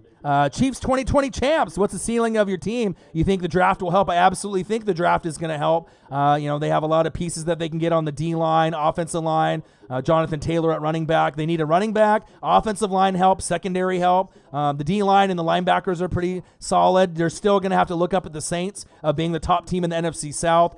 But with the structure of the playoffs teams this year and in 2021 increasing to 7 teams and 7 teams going to 14 rather than the 12, I'm kind of happy that I think there's a good chance for 9 wins or 10 wins with Brady. And normally with Jameis Winston, you're only winning 2 wins to like 7 wins. You know what I mean? With a lot of turnovers. So even if Tom can't get me 30, 40, 50 touchdowns, I'm okay with that. 20 to 30 touchdowns with under, 15 interceptions. I think he went 24-8. I mean, if I can have numbers like that, I can make the playoffs, with numbers like that. I can make a wild card. And if things happen and I get hurt, or I don't get hurt, but if the Saints or the Falcons or the Panthers players get hurt, you never know. Maybe that Tampa Bay and Tom Brady can overachieve and they can get to 11 wins and the Saints get 10 or something like that, But I think there is a chance to make a splash year 1. Maybe it'll be year 2 as long as there's not any big injuries. But I'm really hoping for a shot to be able to really make it happen. I'm really excited, that Tom Brady's there. Tua, Burrow to the Redskins. We're getting Chase Young. Haskins is the future. But the thing is when you have a new coach, Juan Gotti, as you know, if Riverboat Ron, he just got there. He didn't draft him. That's not his guy. Just like Cliff Kingsbury with Rosen. It's not his guy. So you don't know. You know what I'm saying? And what happens if the Bengals surprise everyone and go Chase Young 1? I know it's not likely, right? It's not likely, but if Tua's there and Chase Young is there and they're absolutely in love with Tua and that's the franchise guy for Riverboat Ron, I mean, they might do that. And then Chase Young might fall to 3 to the Lions instead of Okudah. You never know what's going to happen. Derek Davis, how about our Bucs getting Le'Veon Bell? I like Le'Veon Bell more than I like Todd Gurley, but I'd rather go young, you know what I mean, to build young with some of the old vets, personally. You know what I mean? Melvin Gordon, he has a chance to prove that he's got something, but you also got to remember, it doesn't matter if we get Gurley, Le'Veon Bell, Melvin Gordon, or even Jonathan Taylor or Dobbins. If your offensive line is trash, which Tampa Bay's line isn't the greatest, right? It's going to be tough for them to run as it is anyways, and that's going to be harder for Tom Brady to make plays if he doesn't have time to throw the football or to be able to get the good holes to open up for our running backs. So, are you doing an AEW live reaction tomorrow night? Live stream, I want to, Carter. Like I said, I start my new job tomorrow, so I work from 5:45 to 4, so I work 10 hours at this warehouse job, so I might be spent. I'll be home at like probably 4:20, and I might be able to take a shower and just hop in, and hopefully I can do the live stream for 2 hours, and we can watch it together. Are they going to have fans there? It might be one of those shows that they don't have fans, like the WWE Raw, where they showed Summer Royal Rumble and SmackDown. I can't watch those. When they have no fans there, it's like not even worth me watching. I almost have to just delete it off my DVR if I'm not watching it live. So until the fans come back, it's really hard for me to watch wrestling. AEW might be an exception, but depending on if I have any energy to do it, I'm going to try to be able to do, obviously, another maybe Tom Brady video or do some kind of video, but working 10 hours, it might kick my ass. So we'll have to kind of see. Cavalier Jaguar, Ngakwe trade, Henry Ruggs. Yeah, I mean, you guys need a lot of help. I know the Eagles are going to be looking at that spot, though. Haskins has more upside than Rosen had. True, but you got to think, Riverboat Ron didn't draft Haskins. That might not be the guy that he wants to work with. That's all I'm saying. You know what I mean? It makes sense to have Haskins and to pick Chase Young, because I like Chase Young as the best player in this entire draft, period. As far as talent, Pro Bowl ability year 1, Hall of Fame ability, the most upside besides Isaiah Simmons. I think Chase Young is the best player in this draft. I mean, you might have Burrow, Tua, Herbert, maybe one of those guys pans out to have an amazing career and 2 others above average. Trevor Lawrence is another guy the following year, Jordan Love. I mean, we don't really know out of all those 5 quarterbacks, 4 this year and 1 next year, what's going to happen. Maybe Trevor Lawrence and Burrow are the only ones that, are top tier, and maybe Tua and Justin Herbert are kind of like a Jameis and Mariota situation. I mean, we don't know yet. It really depends on the coaching and the team. So, but yeah, for me, I mean, you just got to wait and see, what happens there.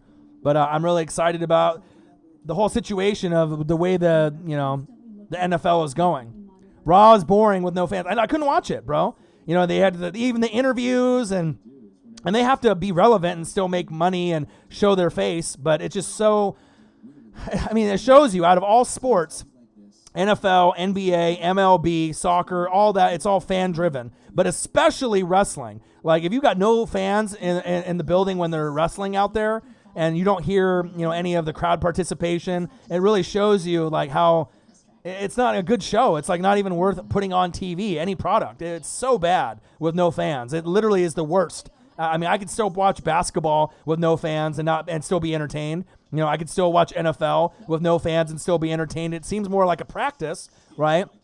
MLB with no fans, I definitely could watch. That would probably be the easiest for me to watch because I already like MLB and I already like baseball, and a lot of people don't. So you want to give AEW a chance with no fans? Yeah, it's going to be weird. I mean, I love AEW, so I'm going to support them. But if I don't have time to do the live stream, I'm definitely going to check it out. We'll just have to see. I got to go to bed early tonight because I got to be there at 5:45, and we'll see what kind of hard work they put me to. But I'm excited to get something solid going, to go from the tire job where the physical labor with those 50 to 60, 70-pound tires and doing 800 or 900. This is going to be in a warehouse job. So it's going to be a little bit different. There's going to be some lifting of 30, 40, 50 pounds, but not as bad as going from tire locations and being outside and, getting all that, piss water and rainwater on you and everything. So yeah, I'm excited, man. It's going to be great. New beginning for me, just like Tom Brady, a new beginning. And obviously we know I got to pay rent with all this damn coronavirus shit that's going on. So we need Isaiah Simmons. I'd love to have Isaiah Simmons, but I don't think Tampa Bay is going to get Isaiah Simmons. He's a top 10 pick caliber type of player. I don't think he's going to be there. I mean, if anyone really needs Isaiah Simmons, it's the Panthers. The Panthers need Isaiah Simmons since they lost Luke Kuechly. If you're looking at the division, you know what I mean? That's someone that really needs him. I mean, we got Levante David and we got Devin White. So, I mean, if we ended up getting Anthony Simmons, I mean, I don't know, I know Kinlaw and there's all the other people are projecting that he goes there. We'll see. I mean, the draft is always going to have people drafting up, trading back, trades. There's going to be some big splashes in this draft this year. And it's going to be one of those things that's going to be really exciting. It's already been really exciting in these last couple days, more than I've, had in quite some time, especially for me being a Tampa Bay Buccaneer fan. JPP, getting him the money, right? Shaq Barrett, being able to franchise tag him. Jameis, get out of here. And then Tom Brady. I mean, Tom fucking Brady. You know what I mean? Like, it's crazy, to think that, to get someone like that.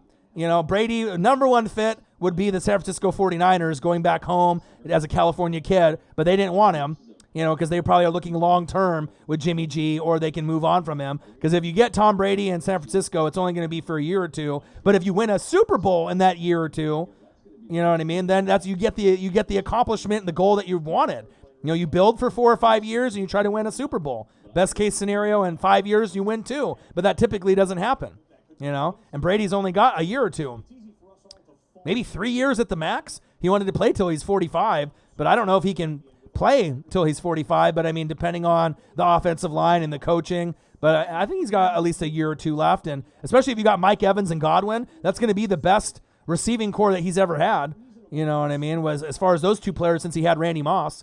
I love Edelman and what he brings, but I think right now in the point of their careers, him throwing to Evans and Godwin and checkdowns to Cameron Brate and O.J. Howard. And depending on who they get at running back, he's going to have a lot of weapons. He's not going to have to really win a lot of games on his shoulders. You know what I mean? He's going to have to put up points, learn a new system. But, I'm excited to have him there. Tom Brady to my Bucs and free agency frenzy news with your boy Ryan and the Northwest Sports Fanatics. Make sure you guys subscribe to the channel. Smash that fucking like button either now or on your way out. Donate to your boy, just like Tony Grady did. $30. Odin's Child, $50 fucking dollars. My boys. Appreciate you guys very, very much. You can also donate at patreon.com/NWSF or go to our GoFundMe, www.gofundme.com. Type in NW space sports space fanatics, and then you can also go there and make a donation for the dream project of opening up a studio, YouTube studio, in my hometown to make other people's dreams come true.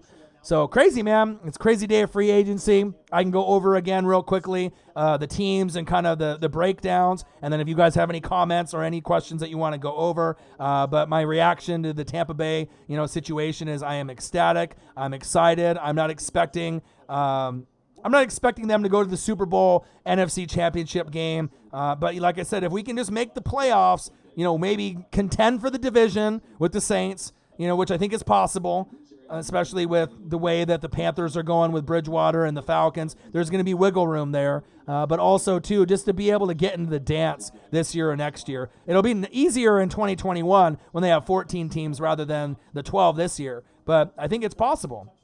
There's a chance there. So let me see here. See if I can find my list.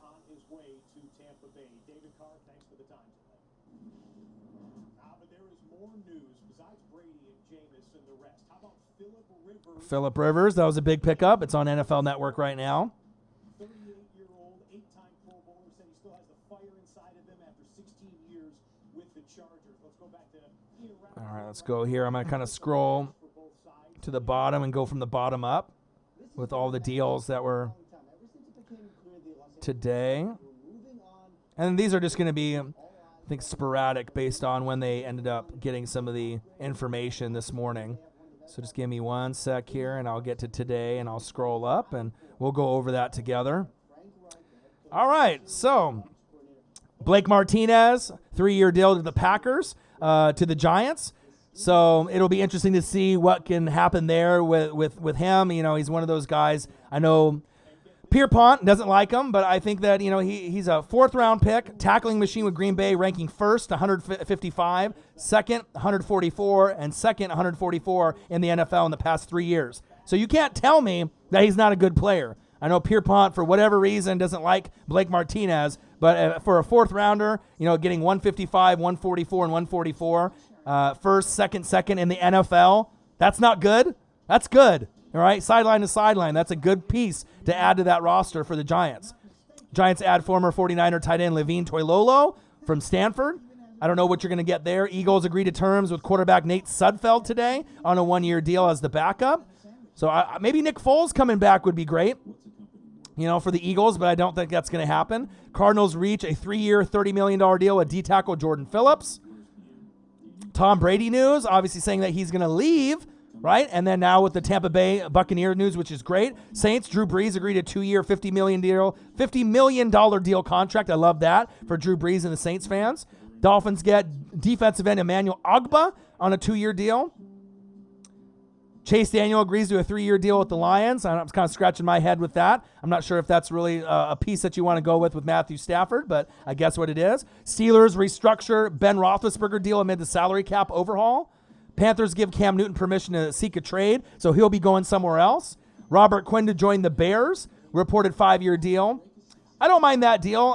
With that, the defensive ends deal with the Bears is 5 years, $70 million. That's a little bit overpaid. $30 million fully guaranteed. He had 11 and a half sacks in 2019, missing 2 games. So they're banking on him with that kind of production, but I don't really know if Robert Quinn's going to be able to do that. But the Bears have a solid defense already in place with Khalil Mack and company, so at least that gives them another piece. Bears are releasing former first-round pick linebacker Leonard Floyd. Panthers get Teddy Bridgewater, which I absolutely love. Teddy Two Gloves going there to give them some stability. I feel bad for Cam Newton because he got pushed out and he didn't want to leave, but obviously it shows you Coach Matt Rule didn't give a fuck about Cam Newton. He wanted someone that he can trust that's not going to turn the ball over, but it also is another guy that has injuries. Cam Newton injuries. Teddy Two Gloves has had some injuries in the past. Raiders add linebacker Corey Littleton on a 3-year deal. I absolutely love this. I'd give that an A grade just because Corey Littleton is one of those pieces. He was kind of like a Blake Martinez, a sideline-to-sideline kind of guy. And for the Rams, he was always money. First in the team in tackles almost every game, so that's a nice piece. Jalen Mills to return to Eagles at safety, but they probably still need more depth there. Jaguars, Joe Schobert, reach a 5-year deal. $53.75 million deal for linebacker Joe Schobert. He turned 26 in November, started for the Cleveland Browns the last 3 seasons. I'm not sure what you think about that, Caverlock Jaguar. See, Derek Davis says we have 7 picks. We better use them wisely this year because we got rid of Jameis after how long? Absolutely. Sorry, but the format wouldn't let me make a list. Love the Schobert signing. Hated the Denard signing. Yeah, I wasn't really, and hated the Calais Campbell. Yeah. I feel you, man. It's crazy. Harbinger of battle. What to do, my guy? Explosive Shane. Why Tom Brady to Tampa? My Falcons are screwed. Hey, you know what I mean? But you got to think, man, I've been on the bottom of the barrel for such a long time. Chris Collinsworth in the building. These Saints versus Bucs games going to be a lot more fun now. Damn right. You know what I mean? You got to think, I haven't been relevant since 2007. At least you went to a Super Bowl as the Falcons. You know, the Falcons were never even in the mix to get them. It was pretty much the Colts, the Chargers, Tampa Bay, or going back to New England. You know what I mean? I had the cap, and that's really the big reason why, you know, Tom Brady chose TB. Tam Howard to a 2-year deal, and I don't know what the hell they were thinking of 2 years north of $10 million. He's not worth that kind of money, but, I mean, at least it gives them a player that they can use, but they should be drafting a running back, so they'll probably be doing running back by committee, but I don't know if I really like that Jordan Howard, you know, to the Dolphins. I mean, if he gets playing time, he's not going to be the starter. For fantasy, it's going to be horrible, especially if they end up getting the Georgia running back or Dobbins or Jonathan Taylor. We're going to have to see Eagles parting ways with safety Malcolm Jenkins. Why? Why? Tell me why right now Malcolm Jenkins is leaving the Eagles. I know it's a business and I know it's money, but I absolutely hate that Malcolm Jenkins is not going to be on the Eagles. I almost feel like an Eagle fan when I say that because of what he's meant to the roster. J.J. Trilla, we damn boys. What to do, my guy? My Bucs offense is going to be deadly. You got Dak taken care of with your Cowboys, and I got TB12 for a year or two. I'm not saying I'm going to be a great team. I'm not saying I'm going to the Super Bowl. I'm not saying I'm going to the NFC Championship game. I'm not even saying I'm going to win the division, the NFC South, but I'll be fun to watch, and that's what I'm looking for, to get into the dance. Former NFL sacks leader Vic Beasley Jr. to join the Titans. He led the league in sacks in 2016, but that seems ages ago. He's 27 years old. He's been injury prone, but with the Titans, with their amazing defensive prowess that they already have, I like the pickup with them. Raiders, Jason Witten, they agree to terms. Why? He was horrible in the booth. I don't know how much he's got left. I mean, if John Gruden thinks that would be a nice piece, maybe just for the veteran leadership with him and Mike Mayock and Gruden, I don't really know what you're going to get there with Mariota and Witten, but maybe they can have a little bit of a connection in the red zone. You never know. Brian Bulaga agrees to terms of a 3-year deal with the Chargers. I love that because they need offensive line help for Eckler and maybe Justin Herbert if he's the new guy going into the team for the Chargers. I love Brian Bulaga. Him and Bakhtiari were solid pieces for Green Bay forever. So Aaron Rodgers is losing a big piece. They're going to have to draft O-line or get someone to replace. Colts reach a 1-year agreement, $25 million for Phillip Rivers. I love it. 1-year deal. You get him in there. They already got Quentin Nelson, my favorite offensive lineman in the league, right? You got pieces like Marlon Mack, T.Y. Hilton. You need a little bit more. But then you got DeForest Buckner on the front end. Darius Leonard in the middle. Right? And then you got Malik Hooker on the back end from The Ohio State University. So look for the Colts to make a nice playoff push, like maybe my Buccaneers. I absolutely love that. Steelers got Derek Watt. MGJ plays. What to do, my guy? I hope you're doing great. Big Ben restructuring the contract. I'm excited to see the Steelers come back and compete with the Ravens and obviously be better than the Browns and the Bengals, even if the Bengals get Joe Burrow. I think that the Steelers have a great chance to bounce back and make the playoff push this year. I'm excited to see what they can do. Love TJ Watt. And then you got Bud Dupree coming back too. Love that. What if Brady puts a large spark in the offense and the line starts to show up and we're going to be dangerous? They might need a spark and Jameis wasn't it. Yeah, absolutely. We got a spark. And you're getting the leadership. You're getting a guy that's won, 6 rings, went to 9 Super Bowls. We've never had anyone like that, ever. That type of veteran presence and what he can teach, the winning abilities, and it'll help Bruce Arians as well as Todd Bowles and Byron Leftwich. It's going to put Byron Leftwich's stock on another level. And if Arians gets old and retires and, Leftwich gets a head coaching job, hopefully we can promote Todd Bowles to be our head coach and not have him leave. We want to make sure out of one of those 3 we keep around at least moving forward, but I'm excited. Bruh, he says, I hope Brady wins one with y'all just to prove to everyone he's the greatest quarterback in football history. Motherfucking GOAT. Actually want to watch your Bucs, right? And no one wanted to watch my Bucs ever. And now to get a guy to put me on the map a little bit, and you know me as a fan. I mean, my seasons have been over in October, and I've been looking to the draft. So thank you, man. I mean, like I said, everyone and the media and fans in general hate the Cowboys and they hate the Patriots. I get it. Right? But I always like good players. And, sometimes people get a bad rap. Like, people like to talk shit about Dak Prescott. I don't think he's that bad. I think he's a lot better than people give him credit for. I love Zeke Elliott. Yum, yum, yum, yum, yum. I love Michael Gallup. I called that of him breaking out with Chris Godwin, and he definitely did. I like Amari Cooper, DeMarcus Lawrence, Van Der Esch. I mean, there's a lot of nice pieces. What's there to hate? I mean, just besides just the rivalry aspect, if you're an Eagles, Giants, or Redskin fan, I get it. right? But there's players there. Michael Morin in the building. It'd be cool to see Tom Brady and Drew Brees compete for the NFC South. Damn right. I haven't been relevant since 2007. This is awesome, man. I'm so excited, man. You have no idea. Harbinger of battle. Chiefs could pick up a couple new defenders and in running back. Jonathan Taylor, I've seen some links for him. Fuck, if you guys get my guy, Jonathan Taylor, to add to all those offensive pieces, it's game fucking over. I mean, keep adding to that D. But like I said, the Chiefs have a great chance of repeating. You know, as long as you got Patrick Mahomes and he plays for another 15 or 20 years, there's a chance that he could catch up to Tom Brady when it's all said and done and end up having 4, 5, 6 championships. I really, truly believe that. I mean, there's not many guys that are skilled like Patrick Mahomes, and as long as Andy Reid can stay there, as long as he possibly can with his health, and you're winning, I mean, it could be the new dynasty. You know, going from the New England Patriots to the Kansas City Chiefs. You know, but I don't really know if the Chiefs are going to be a hated team, you know, but they might be. If they end up winning 4 championships in like 7 years, you know, people are going to be like, fuck them, you know what I mean? But how can you when you got a guy that's so likable in Mahomes and Kelsey and all the pieces, McCole Hardman, Sammy Watkins, even though Sammy might be obviously one of the pieces that they have to let go because they're not going to be able to keep everyone on the team. Legion of Zoom is nothing to fuck with. Cadillac Jaguar, you're getting a guy who doesn't steal crab legs. Damn right? He's not jumping on tables and say, fuck her in the pussy. He's not grabbing Lyft or Uber drivers when he's going to go get a burrito and sexually assaulting them. You know, he's actually getting a guy that's going to be a class act on and off the field that can show my organization on what it's like to be a winner.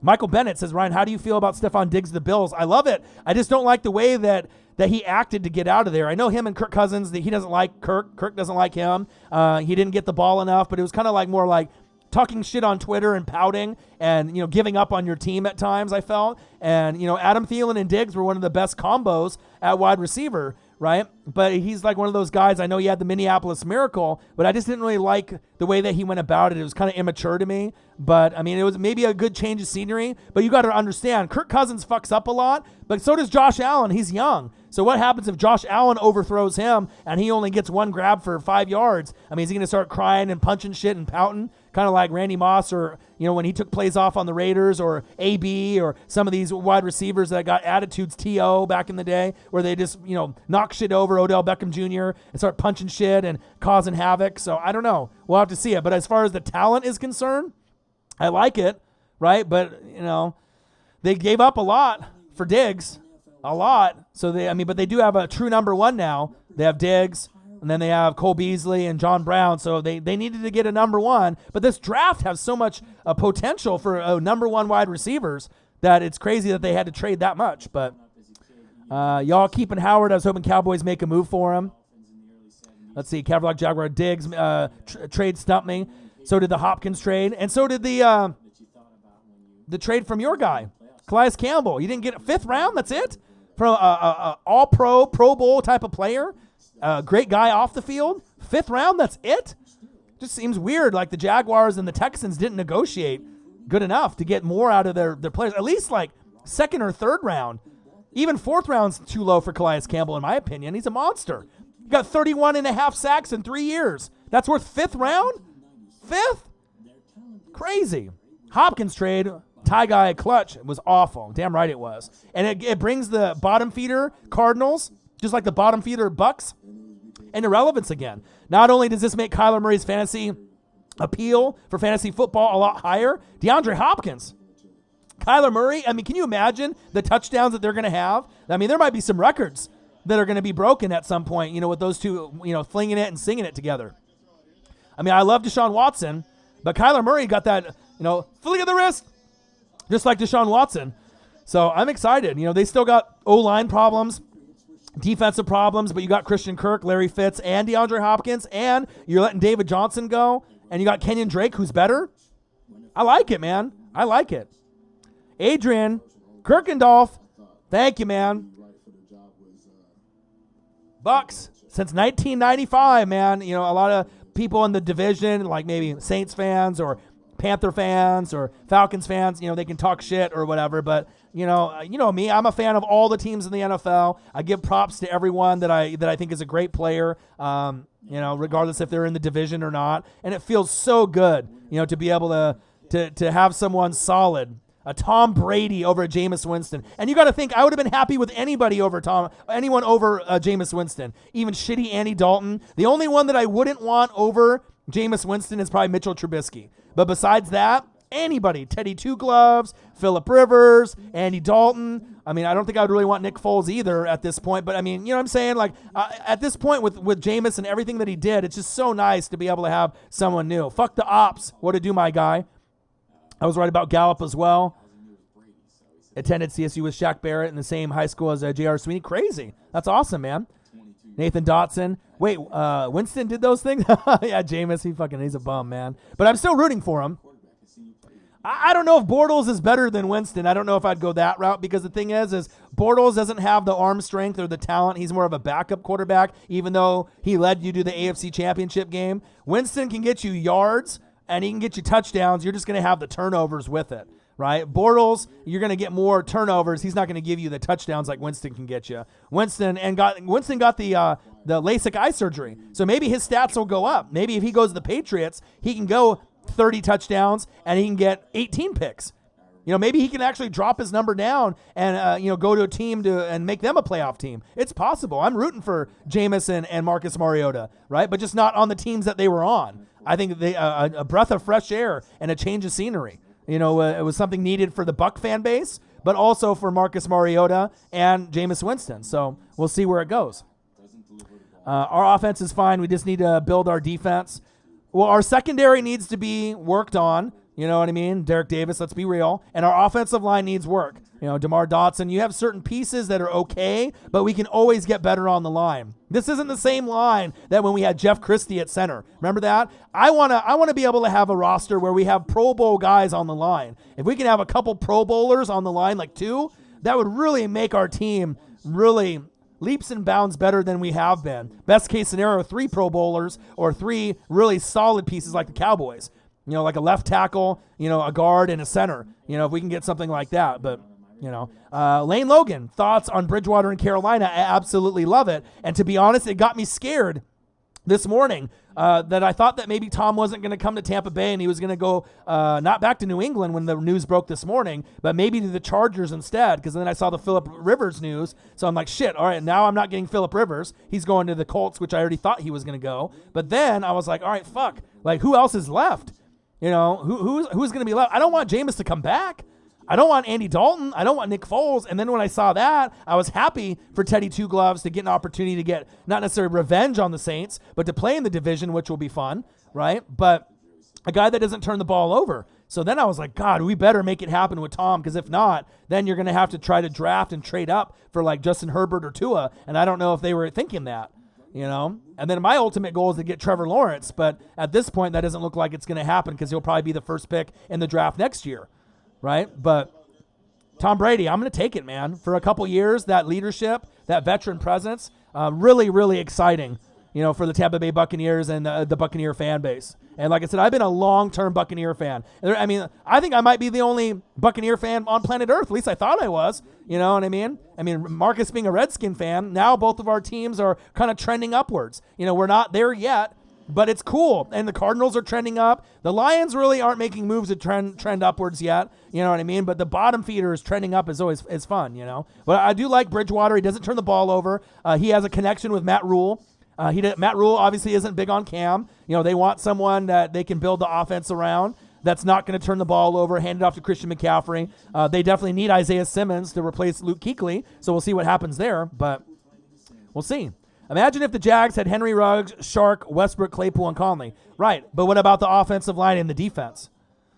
You got Gardner Minshew mania, right? But you got a lot of holes on defense. But I see what you're saying. You know, the Jags are, you know, they have a lot of picks in the next 3 years like the Dolphins, but you got to really hit on your picks to be relevant again. It might take a while, you know, with Fournette and the rest of the pieces. I love Shark, all right, you know what I mean? But I don't think you're going to be going for Ruggs. If it was me, I'm trying to go defense, brother. I'm trying to go Isaiah Simmons. I'm trying to go with defensive pieces. You need defense. That whole team that you used to have is blown up. Bouye, Ramsey gone, Barry Church gone, Calais Campbell gone, like everyone. And then Yannick Ngakoue doesn't want to be there. Like, it's sad, man. Like, I want you guys to rebuild. Yeah, I know. My Chiefs versus your Bucs in the Super Bowl. Who wins? Oh, the Chiefs. Come on, man. Come on, I ain't stupid. I don't even know if the Buccaneers can even make a Super Bowl with Tom Brady. Probably not. Probably not even an NFC Championship game. I'm not stupid. They might not even be able to win the division with Tom Brady. The Saints might have that on lock for the next couple years with Drew Brees. But I'm going to at least be competitive. Come on, man. Don't test my intelligence like I'm an idiot, right? I'm a fan of all the teams. I'm not biased, right? I can be a Tampa Bay Buccaneer fan, but I'm not stupid, right? I'm very realistic, and I break down all the teams. Let's be real here. Even if the 49ers made it back again, right, they might not be able to beat Patrick Mahomes. He's the best quarterback in the league, hands down. The Chiefs are special. Big facts. What are the thoughts of the Jags possibly trading Foles to the Bears or Pats? Multiple teams have inquired. The Bears, how much of an upgrade is Foles and Trubisky? They're both not going to be that great. Foles was good with the Eagles, and I don't know if he can be good anywhere else.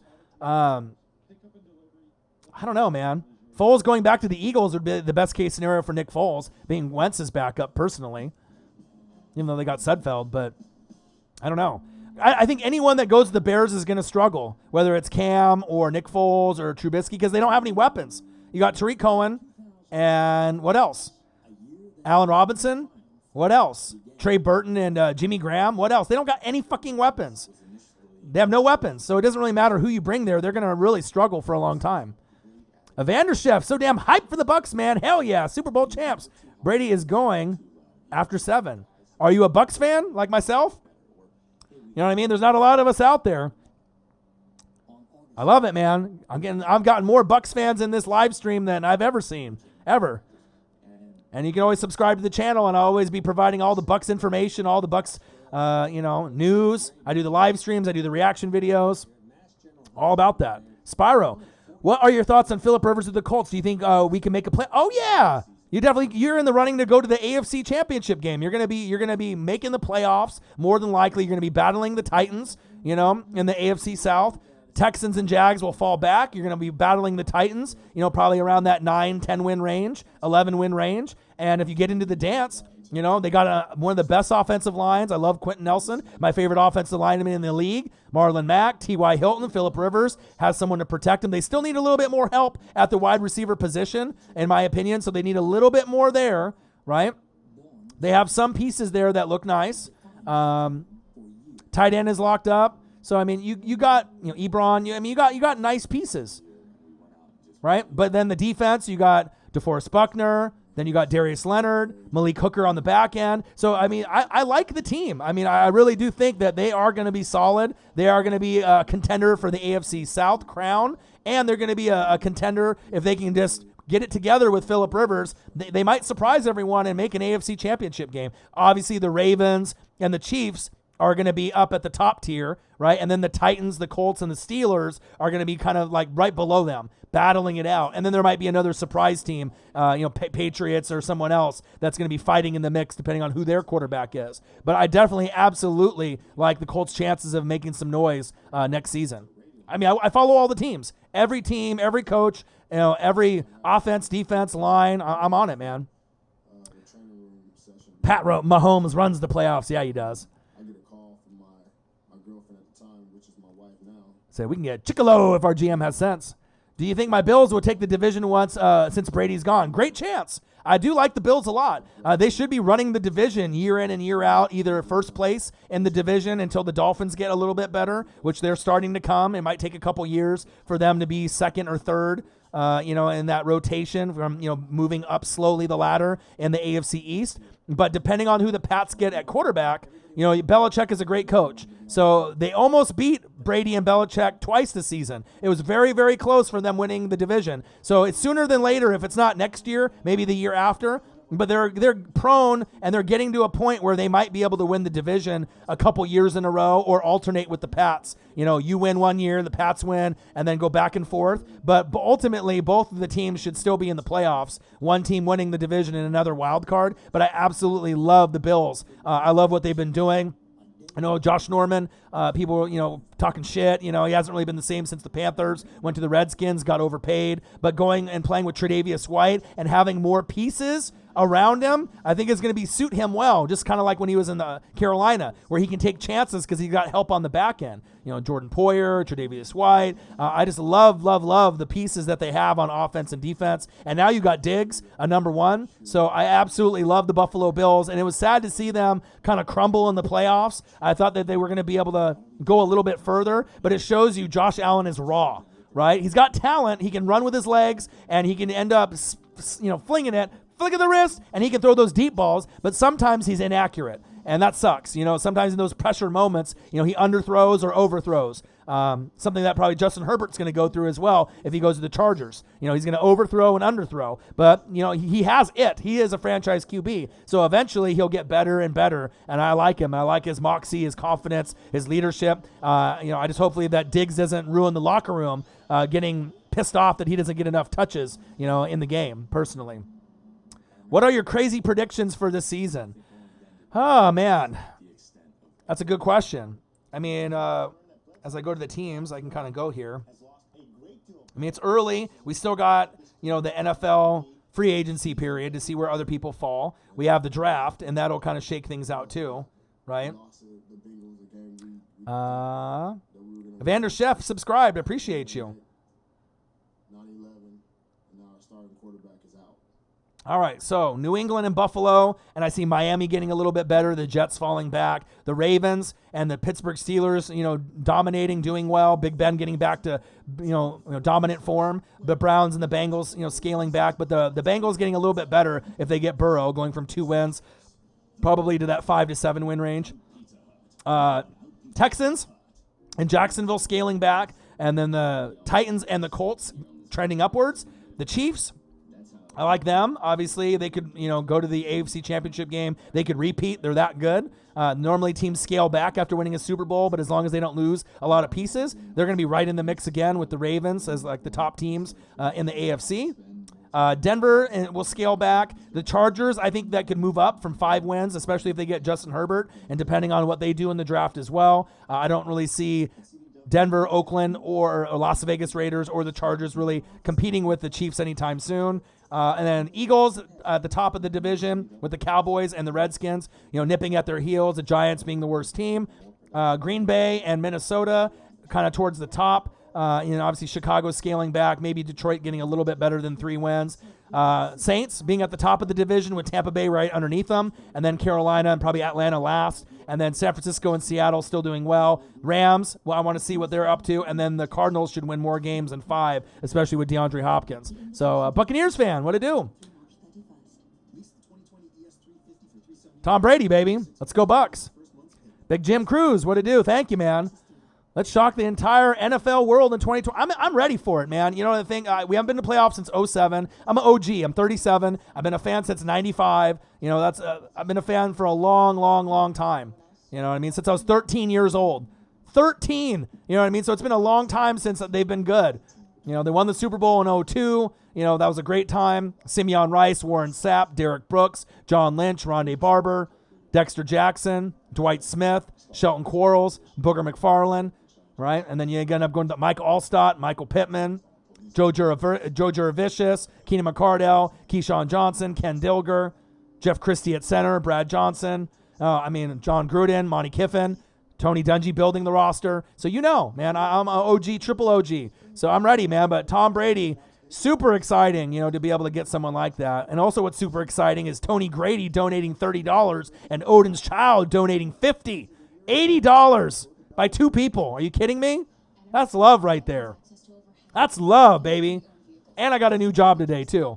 Full-time job, warehouse job. I start tomorrow morning. 10-hour shifts, Monday through Friday. So it might be a tough battle, but I'm going to try to do as many reaction videos as possible, as many live streams as possible. Absolutely love you guys, and I appreciate you guys. Tom Brady to my Buccaneers. Free agency frenzy news with your boy Ryan and the Northwest Sports Fanatics. Make sure you guys subscribe to the channel. Smash that fucking like button either now or on your way out. Donate to your boy like Tony Grady did and Odin's Child did. $30 by Tony Grady. $50 by Odin's Child. Let's fucking go. It's not even NFL season. $80?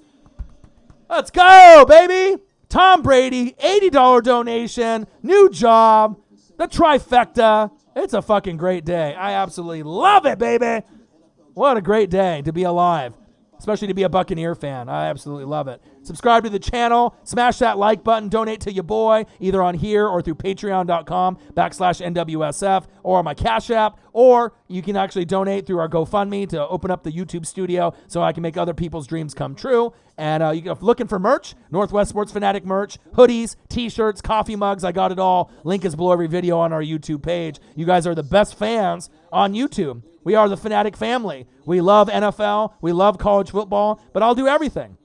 Harbinger of battle, go Bucs. I mean, you got to feel for me. I mean, I know some Saints fans are going to be ornery, even though I show them love 24/7, and I have ever since. Falcons fans, I show love, Panthers, but I get it. If you're going to be a rival in the division, it probably doesn't make you feel good. You hear Drew Brees is coming back for 2 years, but then Tom Brady now is going to be in the division. But you just got to look at me personally as me, Orion, as Northwest Sports Fanatics, as, the man that I am. It's been really brutal being a Buccaneer fan when your season's over in October. I mean, how many can you guys really say that? Like, the season is over in October. That's rare, you know what I mean? And it's like every year you have no hope, especially when you had Jameis Winston. But thank God Bruce Arians, Todd Bowles, and Byron Leftwich came, and now I actually have some hope. The first time ever.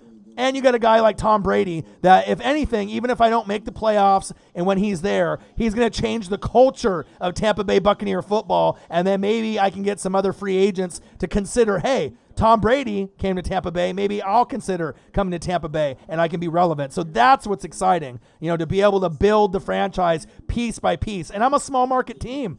You know what I mean? I'm not a big market team. I'm not the New England Patriots. I'm not the Niners. I'm not the Steelers. I'm not the Ravens. I'm a very small market team. So it's going to take, like 5 to 10 years to build, and then I might be good for a couple years and then suck for a long time and then do it again. So I'm really going to appreciate this day. I'm going to remember this day for the rest of my life. You know what I mean? And obviously tomorrow when the official news comes out as well. Where do I think Winston will end up? And I'm rooting for him. Just not on the Buccaneers. I'm rooting for him, but just not on my team. Bucs fans are a classy bunch. I think we really are. We don't talk shit. We're realistic. Even when we were great with Warren Sapp and Simeon Rice, and everyone was thinking the Raiders were going to blow us out. Will I buy a Brady jersey? Fuck no. As much as, I'm not a Patriot fan, and I never was a Cowboy fan. I thought Dak Prescott kind of got a bad rap by the media, and Tom Brady, Belichick, Kraft with the cheating, the asterisks. I felt like all you other fans out there, you know what I mean, that there's always going to be an asterisk there, you know what I mean, but by getting a guy that could change my franchise, I mean, why wouldn't I want that? I like it better than Phillip Rivers, better than Cam Newton, better than Marcus Mariota. I mean, it's one of the nice pieces, that's available, so... Chargers for Winston. I mean, I don't know. New England. I mean, I don't know if Belichick can, because Belichick doesn't put up with turnovers. So maybe they'll trade up and try to get Tua or Justin Herbert. I'm not sure. Andy Dalton, Cam Newton, Jameis. You know what I mean? The Jameis's problem is, I mean, it turns the ball over too much. So Pierce, Clymer, NFC South, overpowered division. It's just going to be nice to be able to see. I mean, the Falcons will be at the bottom now, even though they got Matt Ryan and Julio, right? Vic Beasley's gone. They're not the same. They haven't been the same since Kyle Shanahan, but the Falcons are probably going to be the Buccaneers now, where I've been sitting at the bottom for a while. And then we'll see what the Panthers can do. They don't have Luke Kuechly, right? So even though they got a new head coach and Teddy B, they might scale back a little bit. So now it's time for Tampa Bay to get that number 2 spot with dreams and aspirations to be number 1 in the NFC South, just depending on if they can keep up with the Saints. Can they keep up with the Saints, or if the Saints have any type of injuries? We'll see. But Jameis isn't going to need to go somewhere where they have stability, leadership, rules set in place. So I'm not even sure if the Chargers are a good fit. Maybe New England would be the best fit. If he goes to the Bears, I mean, they don't have any weapons for him out there. And he's going to have to go somewhere where he has weapons. And if he goes somewhere that doesn't have weapons, he might really suck. Instead of getting 33 touchdowns and 30 picks, he might end up getting, 18 touchdowns and 25 picks going to like the Bears. Just saying. So we'll see. Jameis's first game, interception in the final drive. Oh, yeah. And the thing is, I never really liked him. I'm an Oregon Duck fan because this channel is based out of Oregon. So I'm a Marcus Mariota guy. You know, I'm a Justin Herbert guy. I'm an Oregon Ducks guy, right? So when I saw the Rose Bowl with Jameis and how the Ducks got to him, right, I always saw him squinting, so I didn't know how bad the eye problem was. So we can't necessarily blame all that. So maybe he'll get better with the LASIK eye surgery. Maybe he can actually see his players and see coverages better. Maybe he'll change as a player. But he had the highest percentage for interceptions with no pressure. And you can only put up with that for so long. You know what I mean? He just makes bad throws, bad interceptions. He holds on to the football too long. He stares down his receivers. And what happens when you don't have Mike Evans and Godwin and O.J. Howard and Brate? What are you going to do? Because those were some really nice pieces that he had weapons to. So, yeah, he had a lot of interceptions and fumbles that were lost and pick sixes. But he also had a lot of good touchdowns and good first downs and good plays based off the talent he was throwing to. So we'll really see how great Jameis really is. You know what I mean? Once he has lack of talent, but better eyes. We'll see. Maybe he can change, but he's always been kind of a knucklehead, and that's another reason why I didn't like him in Tampa Bay. I would have rather them drafted Marcus Mariota. I want a guy that's going to be a class act on the field, off the field. I don't want to have any problems, you know, with him getting in trouble off the field. That's the last thing you want to have as your quarterback in the media, you know, jumping on tables at Florida State, say fucker in the pussy, you know, in that social media thing. That's stupid, you know, and then obviously with the stealing the crab legs, stupid. That's like showing that entitlement. I'm Jameis Winston. I'm the, you know, stud Florida State pitcher and quarterback. I can do whatever I want. Stupid. You know what I mean? Tampa Bay should have been smarter than that to pick a player like that. Just because it's Florida State close to Tampa Bay, a hometown kid. You know what I mean? And then grabbing and groping the Uber driver's, crotch, right? Grabbing her in the pussy, right? Like he did when he was getting a burrito, like at an Uber or a Lyft. Fucking dumb. Like who the fuck does that? Who fucking does that? Jameis Winston did. So, you know, that the whole character of Jameis Winston is a big thing that I didn't like. You know what I mean? And on the field, I didn't really like the results that I saw at Florida State or in Tampa Bay. But I'm still rooting for him to end up having a successful or a somewhat successful career. Same thing with Marcus Mariota. I'm not giving up on both, but they just need to change of scenery. Winston would be good with the Steelers. Yeah, I think that would be a good spot. Somewhere that has stability, somewhere that has accountability, someone that has some coaches that can, you know, talk to you. Mike Tomlin has ties with Tampa Bay too. So if he ever gets fired, you know what I mean? Mike Tomlin to Tampa Bay could be a big serious thing. I'm thinking that might be a reality for me at some point because he's got ties with me. He was on my organization, on my coaching staff a long time ago. I'd love to have Mike Tomlin at head coach, and maybe they're looking for a new piece there at some point. But Jameis with Mike Tomlin, Bill Belichick and the Patriots, it has to be a certain type of coach that can ride him, right? Hold him accountable. And if he makes the turnovers, you know, understanding you're not going to play. So, but he always tries to be Superman and do it all. I don't know why he thinks that he has to. You're hurting the team. You're not making the team better when he does that. So maybe he'll learn on his new team. I'm a Bills fan, Michael Bennett says, but the Bucs are a dark horse team in the NFC. I think so too. And imagine if I can get some offensive line, you know, draft a running back or maybe get Melvin Gordon, right? Or something, Todd Gurley, Melvin Gordon, something like that. Melvin Gordon, Jonathan Taylor, J.K. Dobbins, something like that, right? And beef up my secondary. There's a chance I can make some noise year one with Tom Brady. Maybe it'll take the second year, but there's a chance that Tampa Bay can be relevant again. And we're in the news now. You know what I mean? And it's awesome. I really love it, man. Let's wait till the draft and we can actually be a playoff contender quicker than we think as long as we're all on the same page. Absolutely. Keeping it real, though, can you really justify Brady's play last year? Yeah, because, I mean, if you know me, I read 6 to 8 hours a day, Adrian. 6 to 8 hours a day on NFL. All the teams. I put in more research than anyone on YouTube on any channel, period, besides maybe a scout or someone that actually works for an NFL team. And if you break down the tape of Tom Brady, 24 touchdowns, 8 picks, I believe, and the running backs got hurt. The offensive line started to get banged up. The wide receiving core got banged up. N'Keal Harry, the draft pick from Arizona State, didn't play for half the year, right? You didn't have Gronk there anymore, the third down piece, right? And Brady didn't have enough time to go through his progressions because the line wasn't pass blocking and run blocking and pulling correctly, right? The defense started off really strong at the beginning of the year, but then they started kind of teetering off and getting worse and worse at the end of the year. You know, if you had fantasy football, if you played it, and you had the Patriots in the beginning of the year, shit, they were scoring like 20, 25 points a game. Fumbles for touchdowns, pick sixes. Gilmore was doing great. Everyone was lit. But then they started getting worse and worse as the year went on. So I don't really think a lot of the problems were necessarily Tom Brady. I mean, if it was so bad, how did he go 24-8 at 42 years old? And they still made the playoffs. It's Tom Brady. Special. You know what I mean? I'm not saying that he's Superman. Some people think he's the GOAT, the greatest of all time. 6 Super Bowls, 9 appearances. I mean, you can argue that. I'm a Joe Montana guy. And that was the team I rooted for. I'm a Joe Montana, Jerry Rice guy. Barry Sanders, Bo Jackson guy. Dion, 94 on the Niners. Those are kind of my kind of players. I've always been a Joe Montana guy. 4 Super Bowls, 4 rings, no losses. So for a long time, I always had Joe Montana higher than Brady. No cheating.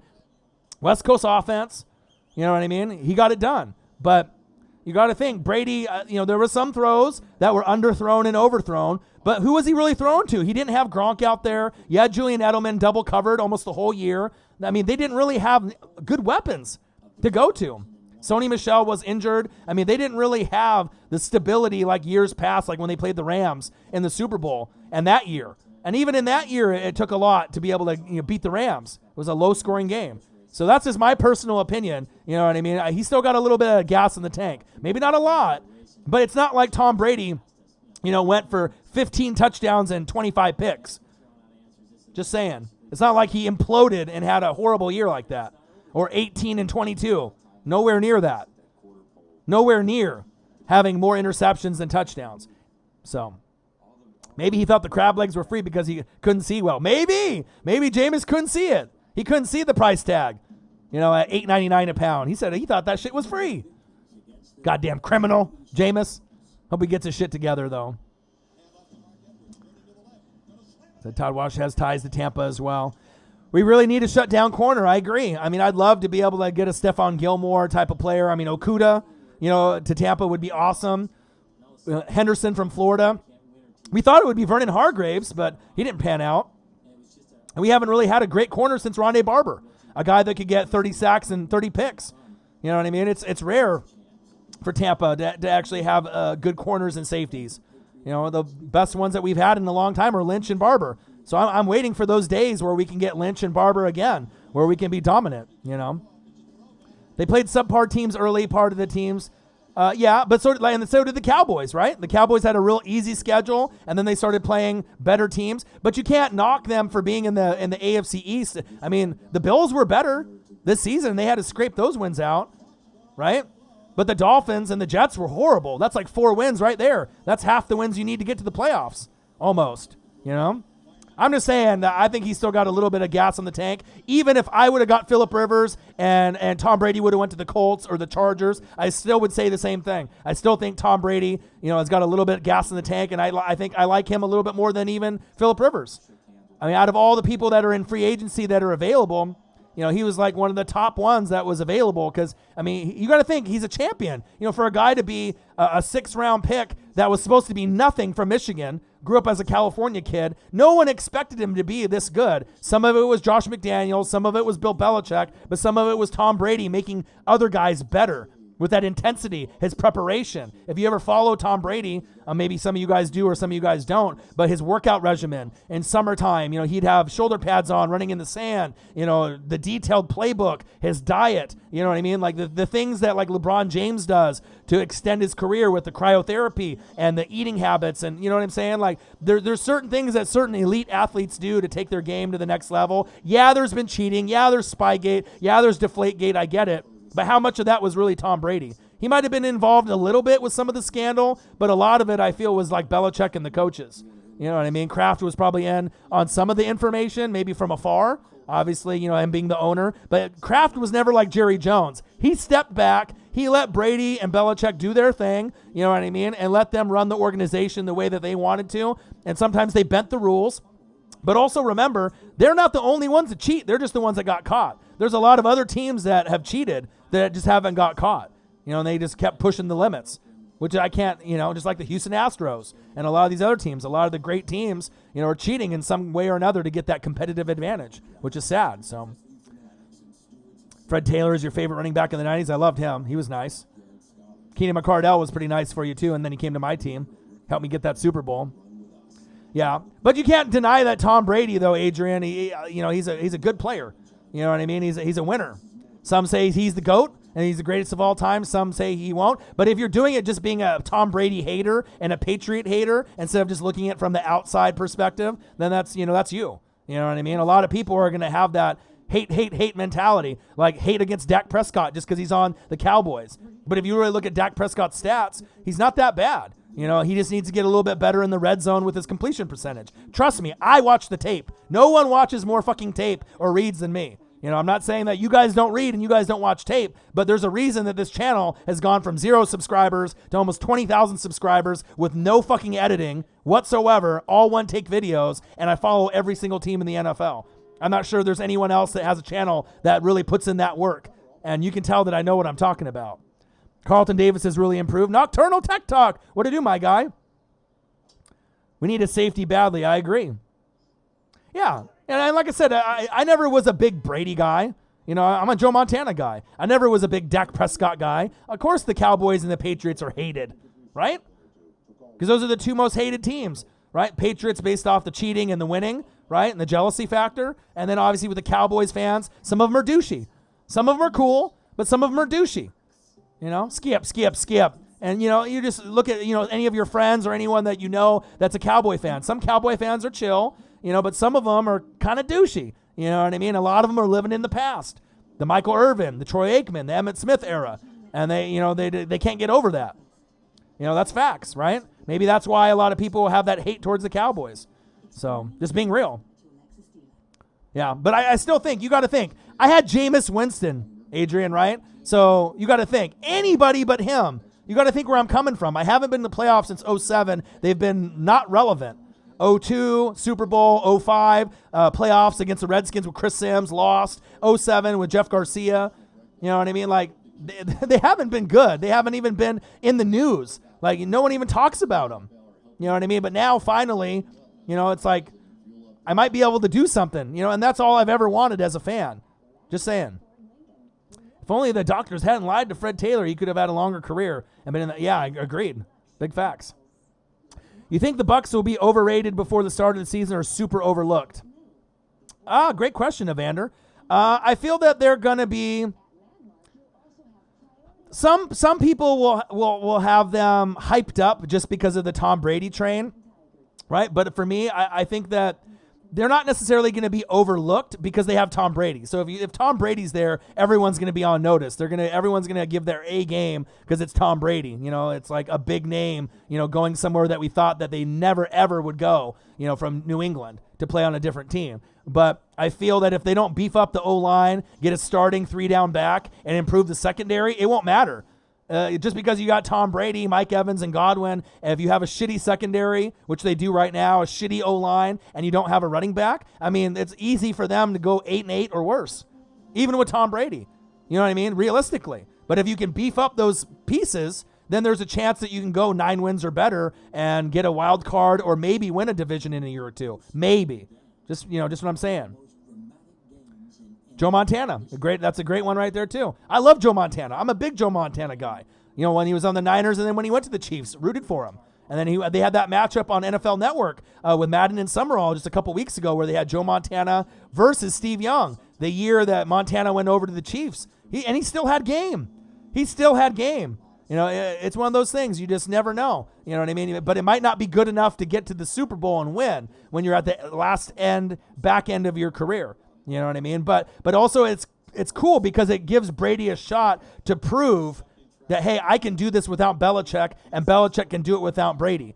And you know what I mean? And if I had a choice between Belichick and Brady, Belichick is one of those guys, you have to do it his way. If you don't fall in line, you're off the team. They'll just get rid of you. You know what I mean? But I think with Brady and the way that he's been brought up, that championship mentality, he's going to rub that off on all these other Buccaneer players, and it's going to give a whole juice, energy in the locker room that I've never had since the Super Bowl years with Warren Sapp, swag, Derek Brooks, swag, John Lynch, swag, Rondé with the drip, Mike Allstott. When's the last time you heard of a team that had 5 Pro Bowlers? 5. Not only that, Hall of Famers. And they had a lot more Pro Bowlers in that run too. Shelton Quarles was a Pro Bowler. I mean, they had a lot of guys that were nice.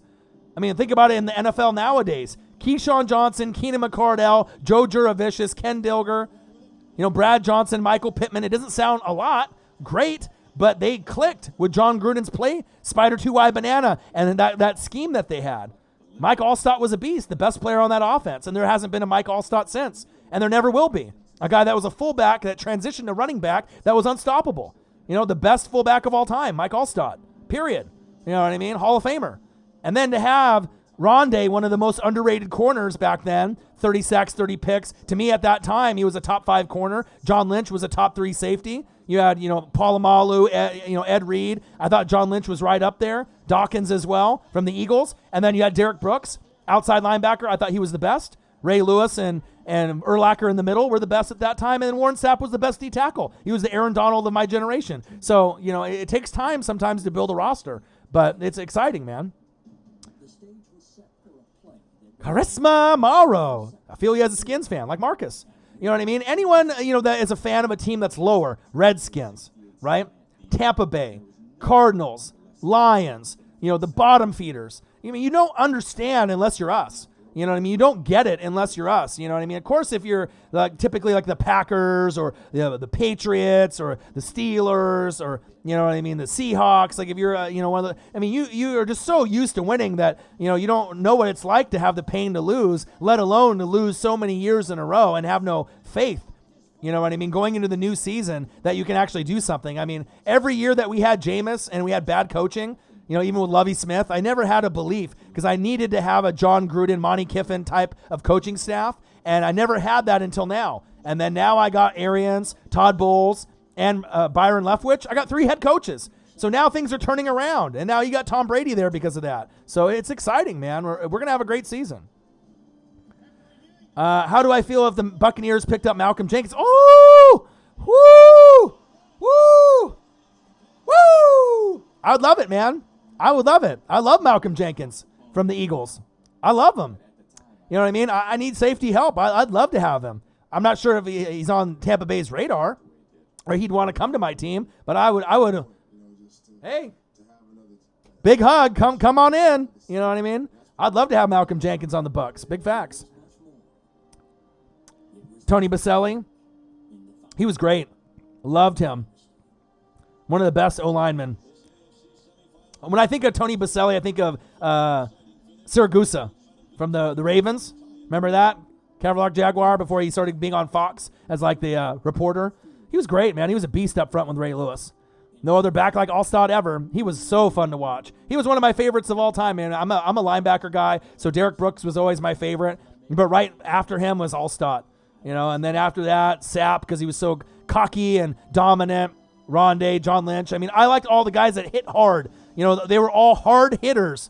You know what I mean? But the reason I like Derek Brooks, too, he's a class act off the field. On the field and off the field. No problems off the field. Leader. He had that pick 6 ability. Could hit hard. You know what I mean? That's why this is my favorite jersey of all my jerseys that I have for Tampa Bay. Derek Brooks sewn Super Bowl jersey year. You know what I mean? 02. Love Sapp too, you know what I mean? I got a Sapp jersey, Simeon Rice jersey, Derek Brooks jersey, Levante David jersey. I got a Doug Williams creamsicle jersey, sewn. I got a bunch of Buccaneers. I got a Josh Freeman jersey, sewn. Don't ask, right? Doug Martin, you know what I mean? There's a few of them that obviously didn't pan out, you know what I mean? But when you're a hardcore fan, you just ride with your team, no matter through thick and thin. So, Ken Griffey Jr. is probably my ultimate favorite player because I met him in '89 his rookie year, got his autograph, met his dad, Ken Griffey Sr., have pictures with both of them, got the Don Russ rookie card autograph still to this day. So Ken Griffey Jr. Makes me that Mariner fan, the Dodger fan for my dad, since he's been a fan of the Dodgers since the 50s. So obviously I have that connection with my dad there. Ken Griffey Jr. as my baseball team. Obviously I'm a huge Duck fan. I go to all the games, usually sit within the first 5 rows, front row usually a couple times a year. Blazers. Probably my least liked team out of all the teams, even though they're my professional team in my hometown. I liked them back when I was young with like Clyde Drexler, Terry Porter, Jerome Kersey, Buck Williams, Kevin Duckworth, Cliff Robinson, Rick Adelman at head coach, but they've never had that same kind of championship caliber team since then, even though they had the Rasheed Wallace era, going against Shaq and Kobe. And then obviously we've seen Damian Lillard and CJ, which I love now, but, it's different now. Calais Campbell reminds me of Warren Sapp. A little bit. Sapp was better, though. Sapp is like an Aaron Donald. If you actually go and watch Sapp's stats and the way that he actually would get sack lunches and get pressure on quarterbacks and talk shit, I mean, he was better than Calais Campbell. No disrespect to your guy, Calais Campbell, that used to be on the Jags, but he was no Warren Sapp. Warren Sapp was way better. Warren Sapp was the best D tackle in the game. There was no one even on his level back when he played. And 95 until maybe after he left the Bucs, and then when he went to the Raiders, obviously his game fell off. But as far as when he was on the Buccaneers, there was no one better at that position, in my opinion. He was number one D tackle, just like Aaron Donald is year in and year out. There's not even any competition or anyone that you can really say. I mean, yeah, there's Fletcher Cox and there's a few other guys, that play under center D tackle that are really, really good, right? Hall of Fame, but they're just not Aaron Donald. Nice jersey. Thank you, man. I feel you with the Doug Martin jersey. I have one. Cadillac, right? Cadillac Williams, right? Jersey as well. Yeah, I usually get defensive player jerseys, not usually offense. I like defensive player jerseys personally, so I like my Warren Sapp.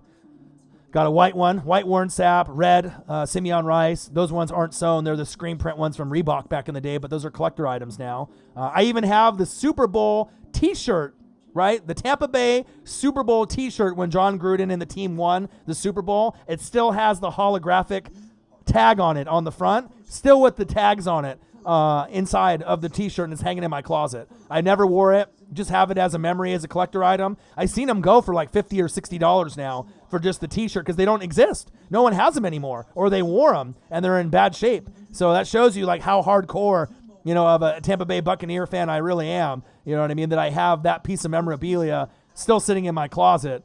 It's crazy, man. It's one of my prized possessions as far as Tampa Bay merch, I even got Tampa Bay custom shoes. Have I ever showed you guys those? They're kind of like, they're not necessarily like Air Force Ones. They're almost like, I don't even know how to describe them really. Kind of like Converse. But they're like Converse kind of shoes, but they are custom Tampa Bay shoes. They're really sick. Have I ever showed you guys those? I'll have to show you guys. They're pretty nice. Do you think the 49ers made the right decision with extending Armstead and not Buckner? I do. I'm an Oregon guy too. I love the Bucs and the Ducks. Yeah, I gotcha. And I love those two. Sad to see they ain't teammates anymore. I get it. But you still got D Ford. You got Nick Bosa. You can still draft another D tackle unless you guys get a number one in CeeDee Lamb there. But obviously the Buckner and Armstead, combination with Nick Bosa, it's tough because those were the three best pass rushers as a trio in the league. Right? But the money that they were going to pay him, the $21 million, they let the Colts pick up that, and then they have to get a number one wide receiver. So you still got D Ford, Nick Bosa, and Armstead. Armstead's the bigger, lengthier guy, right? Buckner's still tight, and he's still a package and a freak and a nasty player. But I think it's good for both teams because the Colts needed that big body up front, and then the Niners let that money go with it. Right, with the contract, and then they can get a guy like CeeDee Lamb or Jerry Jeudy for their number one wide receiver, which they need. The Julio Jones for the Niners. They need that strong piece, that number one receiver, so that way they can have Deebo Samuel, have all those running backs, so that way Jimmy G can have that number one guy. So, I mean, I get it. They have the luxury of having so many great pieces up front. And you got Nick Bosa, and D Ford's there, and you got, so I'm okay with it. You know what I mean? I hate to see him go because as an Oregon Duck fan too, right? Not many players from the Oregon Ducks pan out. Mariota hasn't panned out. Michael James, one of my favorites, didn't pan out. DeAnthony Thomas didn't pan out, right? Joey Harrington didn't pan out. Achilles Smith didn't pan out. Patrick Chung panned out, right? TJ Ward for a moment or two panned out, right? Haloti Ngata really panned out. He's probably one of our best of all time, Hall of Famer, right? And then Buckner and Armstead have panned out. But it's pretty rare. I mean, we don't really have a whole lot of Kiko Alonso panned out to be a pretty good player. But, I mean, it's been kind of a struggle, for having Duck players pan out. And I'm proud of the guys on defense, especially on the D-line and the edge that have really made a mark, in the NFL. So also got Ernest Wilford, who's now a member of the Jacksonville Sheriff's Office. There you go. But let me actually pull up these shoes real quick. One sec.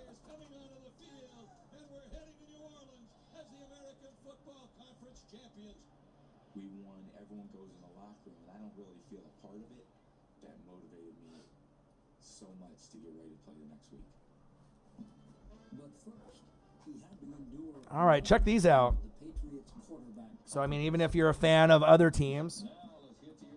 But these were custom made. And I'm more of a Vapor Max, Jordan kind of guy, but for these custom made shoes, these are pretty fire. Check those out.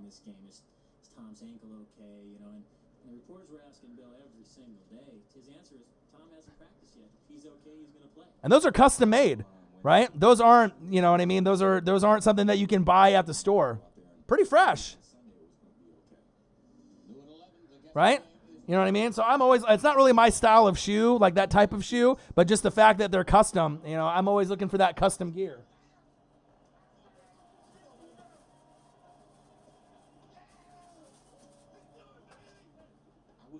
Pretty nice, man. I haven't seen too many people that have, shoes like that too. Appreciate that. Steel-toed boots, yeah, but I'm just saying for custom shoes, I'm a Vapor Max guy, so usually the shoes I get are really expensive because I like comfort and style, so they're like $200 a piece. I haven't even bought Jordans in a long, long time because I'm a Vapor Max guy and stuff. But for a gift, I got that from my dad for Christmas a couple Christmases ago, like 2 Christmases ago, I think, 3.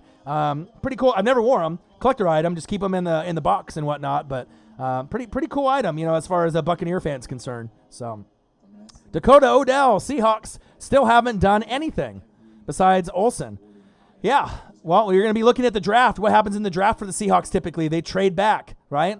They trade out of their positions, but we'll see. As long as you got Russell Wilson, dangerous, you're still going to be competing with the Rams, the Cardinals, right, and the Niners. So you're still going to be in the mix for the playoffs every year as long as Russell Wilson's there, and that's big facts. Yeah, fully customized Nocturnal. I mean, I got a lot of Buccaneer stuff that people haven't seen. I even got a leather helmet, right, with strings that come down, like the old school NFL players that used to wear the leathers. I mean, I was on NFL Shop, and I always, from back in the day, I got all kinds of headgear and jerseys and T-shirts and shoes, and there's anything you could think of Tampa Bay, I probably got it, guys. I mean, I've been collecting, since the late 80s, early 90s. I got cups, I got mugs, I got glasses, all kinds of stuff. Yeah, and it'll be cool to be able to see these Tampa Bay fans come out of the woodworks too. So, now they know, hey, Northwest Sports Fanatics, they got a Redskin fan and a Tampa Bay fan, and now both of our teams are going to be a little bit more relevant. But also, we're not bandwagon. We call it how it is, right down the middle. You know what I mean? And it's nice, to be able to talk with someone that, that isn't biased, and you can call it right down the middle. Let's see here. Troy McDaniel, what to do, my guy? Your Bucs still have 2 of the top 4 wide receivers in the NFL right now. Damn right. They have the best duo in the league. But depending on what happens with Michael Thomas, if they get Henry Ruggs and Michael Thomas would be amazing. Ruggs, maybe going to the Eagles. I'm excited to see what happens. Brandon said Tom Brady's fool's gold. I don't think so. You know what I mean? You got to think, from my point of view, I've had Jameis Winston, the worst quarterback in the league, not named Andy Dalton or Mitchell Trubisky. So anyone besides them is great. Ryan Schrick, Orion, you buying a Bucs Brady jersey? Absolutely not. Do I look like a fool? I'm excited that I got Tom Brady. I'm ecstatic. I got a brand new full-time job today. I got $80 in donations by 2 people in the stream. That's love, if I ever seen it, right? But am I going to go out of my way? No, I buy defensive player jerseys. I rarely buy offensive player jerseys. I'm a Derek Brooks, Warren Sapp, Simeon Rice, John Lynch, Rondé Barber, Levante David, Devin White kind of guy. I'm not going to buy a Shaq Barrett or JPP or when Sue was on the team. You know what I mean? It takes a lot for me to invest in a guy. Like if I was going to end up buying a jersey, the next one would probably be Devin White, from LSU. I like linebackers. Edge rushers, D-tackle, safeties, corners, right? But it has to be a player that I really, really like that's a good guy on and off the field. There's certain guys that I really respect and admire. That's why I have Ken Griffey Jr. stuff, Derek Brooks stuff, Damian Lillard stuff, and there's a reason why I have those players. You know what I mean? Because they're class acts on and off the field. on and off the court, on and off the the baseball field as well. So I mean, it really means something to me, you know what I mean, to be a good person on and off the field, and I think it shows a lot of character that way too. Tyler Ezel, $2.99. Bang, bang, bang, bang. Thank you so much, brother.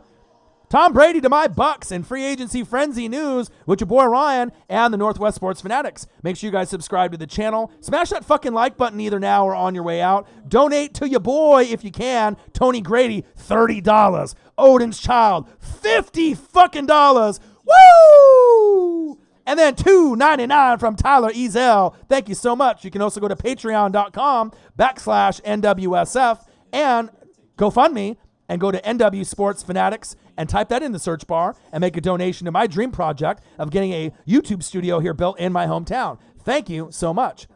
Yeah, I was going to buy a Devin White last year, but I wanted to be able to kind of see how things kind of played out, and obviously having Jameis still there, I was like, fuck, what's going to happen? Is he going to get hurt? Then his fucking horse died, and then the whole LSU thing, you know what I mean? So, and I like LSU players. I follow LSU football very closely, as well as SEC football, so I already know Tampa Bay is already looking at SEC players, but if I am going to get my next jersey, definitely it would be a Devin White. And I remember I tried getting a Devin White sewn jersey, but they only had red ones on NFL Shop. And like I said, I don't want to buy a fake one, a China, Singapore, Bammer one that's on eBay, because you get a lot of these ones on eBay that are fake.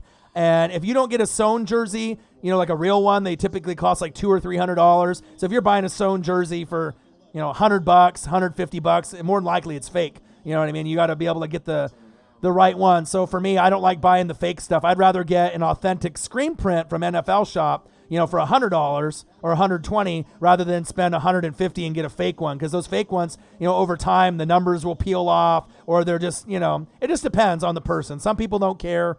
Some people, it just depends on if it's a real one or a fake one. But that's just me personally. I don't like fake jerseys. I don't like, because I've gotten some of them in the past. Like I had a Doug Martin red sewn one. And you can totally tell the patches with the ship, with the stitching. You could tell it's definitely, it still is a nice jersey, but I just don't like wearing the fake stuff. I'd rather just pay the money and get something legit like my Levante David, jersey, my white one. And the screen print jerseys have come a long ways from the Reebok days, where they had all the holes in them. The Nike ones are a lot better. They're really nice compared to the ones from back in the day. Because back in the day, they didn't even have this on the Reebok ones. I have a Keyshawn one from back before they went to the Super Bowl that was $50. Then you have like Sapp and Simeon Rice, white and red, that has this. And they were screen print, and they were $75, I remember. And then this Derek Brooks one was like $150, but it's sewn. And you know what I mean? And then I have the Doug Martin creamsicle one sewn with a custom patch on it for like $150. And it just depends on if you like Mitchell and Ness or what type of jersey that you like. But that's just me personally talking about the jerseys though. Jose Antonio Dono hype. Damn right, baby. People love your boy Orion and the Northwest Sports Fanatics. That's love right there. $80, $83. Thank you guys so much. You guys are the fucking best. But, I've been grinding. I did 7 reaction videos yesterday with some WrestleMania news and a 2-hour live stream yesterday. And the donations were about $40, $50 yesterday, too. So, the fans see the grind and the effort. And obviously, I got a full-time job. So, it's going to be one of those things. I'm already 3 hours in right now on this live stream. How many people could live stream that long by themselves? It's one thing when you have another person to kind of, take over the chatter and the talking. But, yeah, love you guys. You guys are the best fans on YouTube, period. We love our NFL and we love our football. Aye, mate. Brady, Captain Morgan of the ship. Could put him on goat hands down with another championship. Arr. Yeah, I don't know if Brady could win a championship with Tampa Bay, but could you imagine if somehow, some way that Tampa Bay made a Super Bowl before Tom Brady left? What that would mean to me? And what would that mean for Tom Brady's legacy? There would be no doubt at that point that he's the greatest of all time, even with the Spygate, Deflategate. Because I don't have as much stability as the Patriots do. But obviously I don't cheat like them either. But, that would be a dream come true to be able to have a Super Bowl. Because like I said, I don't even remember. I remember that day when they won because all my friends wanted to bet me, and they were talking shit, saying I had no shot, that the Raiders and Jerry Rice and Rich Gannon going to whoop my ass. You know what I mean? And I should have took a bunch of bets, but I knew my defense was number one. You know what I mean? And then obviously I scored pick sixes with Derek Brooks and 2 with Dwight Smith, and had all those. And then I had another 2 with Dexter Jackson, so it's kind of a different day now with Patrick Mahomes now. Normally defense wins championships unless you got a guy named Patrick Mahomes. So Strick says I got a Mahomes and a Travis Kelce jersey, so I could rock those. I love those players. Those guys are great. If Barrett repeats double-digit sacks in 2020, you should go get his jersey, especially since he's a former UDFA, unrestricted free agent. Yeah, the thing is, though, but for me, I like, if I'm going to buy a player's jersey, I have to draft the player. You know what I mean? I have to draft the player, and then I have to, have them in my, you know what I mean? Like the Levante Davids, the Derek Brookses, you know what I mean? The Rondays, the John Lynches, Allstott. I don't like buying players that come over in free agency, that they come over to my team even if they have a great success. I like to be able to draft them. That's me personally as a fan. I know some of y'all are like me and do that as well, but I love Shaq Barrett and what he's been able to do, though. So, you want to get a Brady jersey so bad? No, Duran the man, no way. No, not going to do that. D. White would have been defensive rookie of the year if he would have been able to play a full season. Yeah, he definitely would have been in the mix for it. It just sucks. Jalen Anthony Brown says, you want to be friends? We got all the friends here, baby. Your boy's grinding. Defensive end Josh Allen had a defensive rookie of the year season last year as well. Right? Yeah, it's crazy, with who they chose for winners, because Josh Jacobs, right, should have probably won it on the offensive end. It's just kind of weird, the pieces. They had, Kyler Murray win it when it should have been Josh Jacobs, personally, if you looked at what the stats and what was going on, personally, and then on the defense. I mean, it just depends. I mean, sometimes the NFL is a popularity contest. Says, y'all ain't getting out of my division that easy, not past them dirty birds. Alex Paul. Well, I hope the Falcons can make some noise. But in all reality, they might be the fourth team in the division. You might be sitting where the Bucs were sitting for quite some time. I love Julio. I love Matt Ryan. I love Calvin Ridley, but no Vic Beasley. And you've never been the same since the 28-3 Kyle Shanahan leaving the team. Since Kyle Shanahan left, they haven't really been the same team. You know what I'm saying? The thing is, but you got Julio, but I got Mike Evans and Chris Godwin. I got the best pair in football. And they were doing things with Jameis Winston, who sucks. Just imagine when I get someone better. So, and then O.J. Howard will be able to make a name, Cameron Brate. If I finally get a running back in the building, you guys had your window. And you got to think, out of all the NFC South teams, it's something to be proud about. All of us have been to the Super Bowl since 2002. The difference is that the Buccaneers and the Saints have won Super Bowls. The Panthers and the Falcons did not win the Super Bowl, right? But they got there. And I'm not talking shit. I'm just saying that's a big accomplishment. But, I don't think that the Buccaneers, it's going to be a hard fight, with all the teams in the division. But I think realistically now, the Falcons might scale back with the Panthers a little bit, and the Buccaneers have a chance to be number 2 in the NFC South, right behind the Saints. So, Carlton Davis shut him down. Julio Jones, last game of the year. Says, bro, you were supposed to check in on my highlights I commit in January of 2021. Okay. But it's definitely going to be a tough division. That's big facts. Hayden Hurst, right? But that's not a Mark Andrews. They had stability where they could get rid of him. But honestly, Jerron the man, who's better, Austin Hooper or Hayden Hurst? Austin Hooper. Hands down. Let's be real. I watch all football, all teams, all highlights, right? That's not even close. Hayden Hurst was a 2-sport star. Yo boy knows because I read more than anyone, right? Played baseball and football. He's an athletic, talent, but he ain't no Austin Hooper. So that was a big loss. Just saying. Kyle Shanahan just blew 2 Super Bowls. Right, but I still love him. I still think he's one of the top 5 coaches in the league, right? You know what I'm saying? It wasn't all his fault. It's Jimmy G with those bad throws, right? It's not all his fault. The Niners didn't really get tired like the Falcons did. The Falcons should have put the foot on the throat, but also, too, it's Tom Brady and that mystique about him coming back. Dinking and doinking, those 5-yard screen passes, those little 5-yard slants, and they dinked and they doinked, their way to get to that overtime. You know what I mean? Sometimes Uncle Momentum, pick up the phone, baby, right? Once that Uncle Momentum starts going, Uncle Mo, sometimes it's hard to stop. So I don't think Kyle Shanahan's a bad coach whatsoever. I think that the Colts and the 49ers organization has been run very well. John Lynch and Kyle Shanahan are awesome. And think about it. Yeah, you haven't been the same since Kyle Shanahan left. Yeah, you went to the Super Bowl and you lost, and he went to the Niners to Super Bowl and lost, but where have you gone since he left, right? You had a lot of injuries, a lot of heartache. Mohamed Sanu, all these different pieces moving on. You got Ridley, which is nice. Julio, right? But, Devontae Freeman now is gone. I mean, a lot of guys aren't there anymore. So we'll have to see what they can do. It's funny, man. I haven't seen any Falcons fan on the channel in a long time, but it's cool to see you. There was a couple of them in the chat earlier today. Maybe just the Tom Brady NFC South news will bring out more of the Falcon fans, the Buccaneer fans, the Panther fans. There's always Saints fans in the building, no matter what. But a lot of Saints fans maybe talk so much shit. The Falcons fans are just stayed away. But I follow all the teams in the NFC South very closely.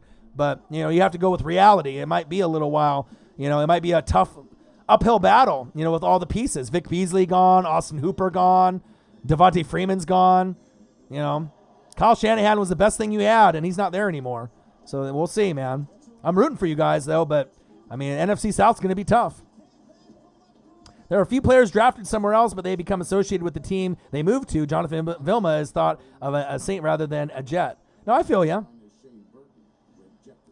He's old now. I don't think it's a big change for the Bucs, but it's going to be fun to see Tom Brady to Mike Evans, your boy Alex. Yeah, but you got to think I had Jameis Winston, arguably the worst quarterback in the league, not named Mitchell Trubisky or Andy Dalton, right? So, if you had Mitchell Trubisky or Jameis Winston on your team for years and years and years, you would be miserable too.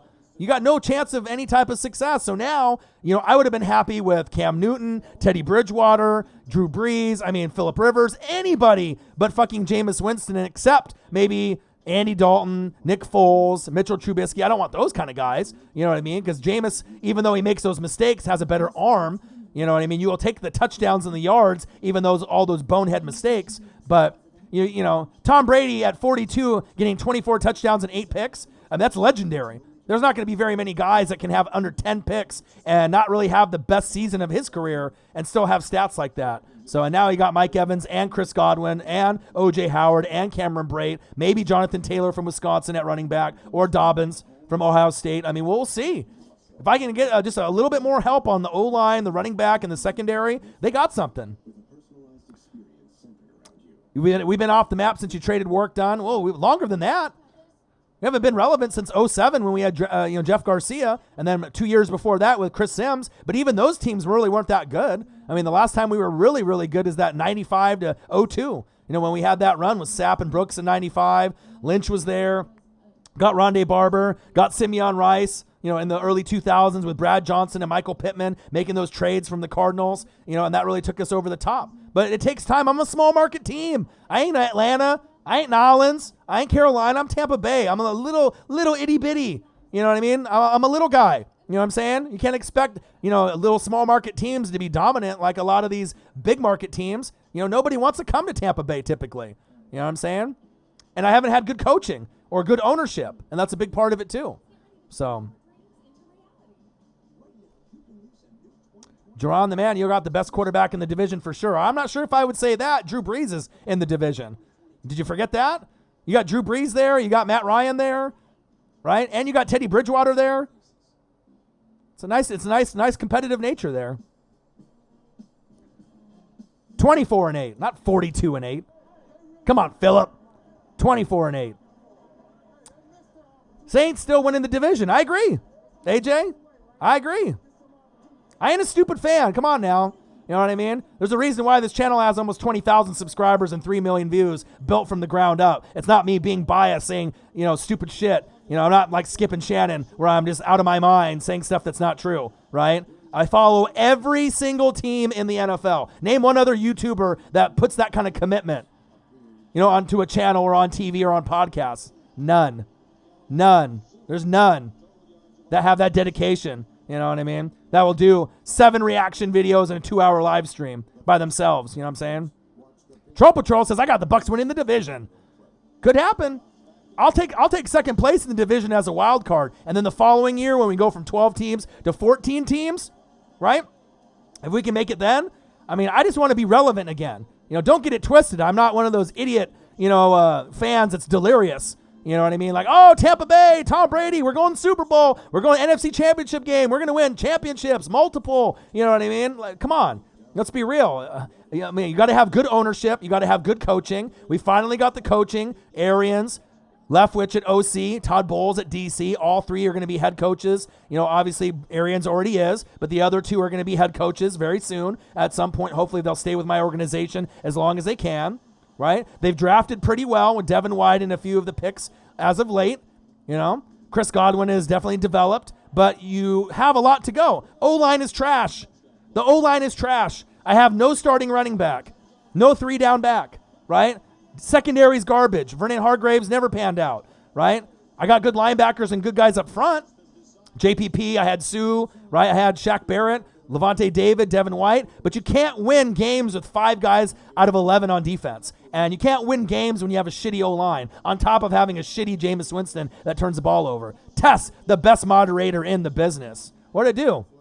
What'd I do, girlie? Hopefully you're doing good. Tony Grady, $30 donation. Odin's Child, $50 donation. Tyler Ezel, $2.99 donation. I love it, man.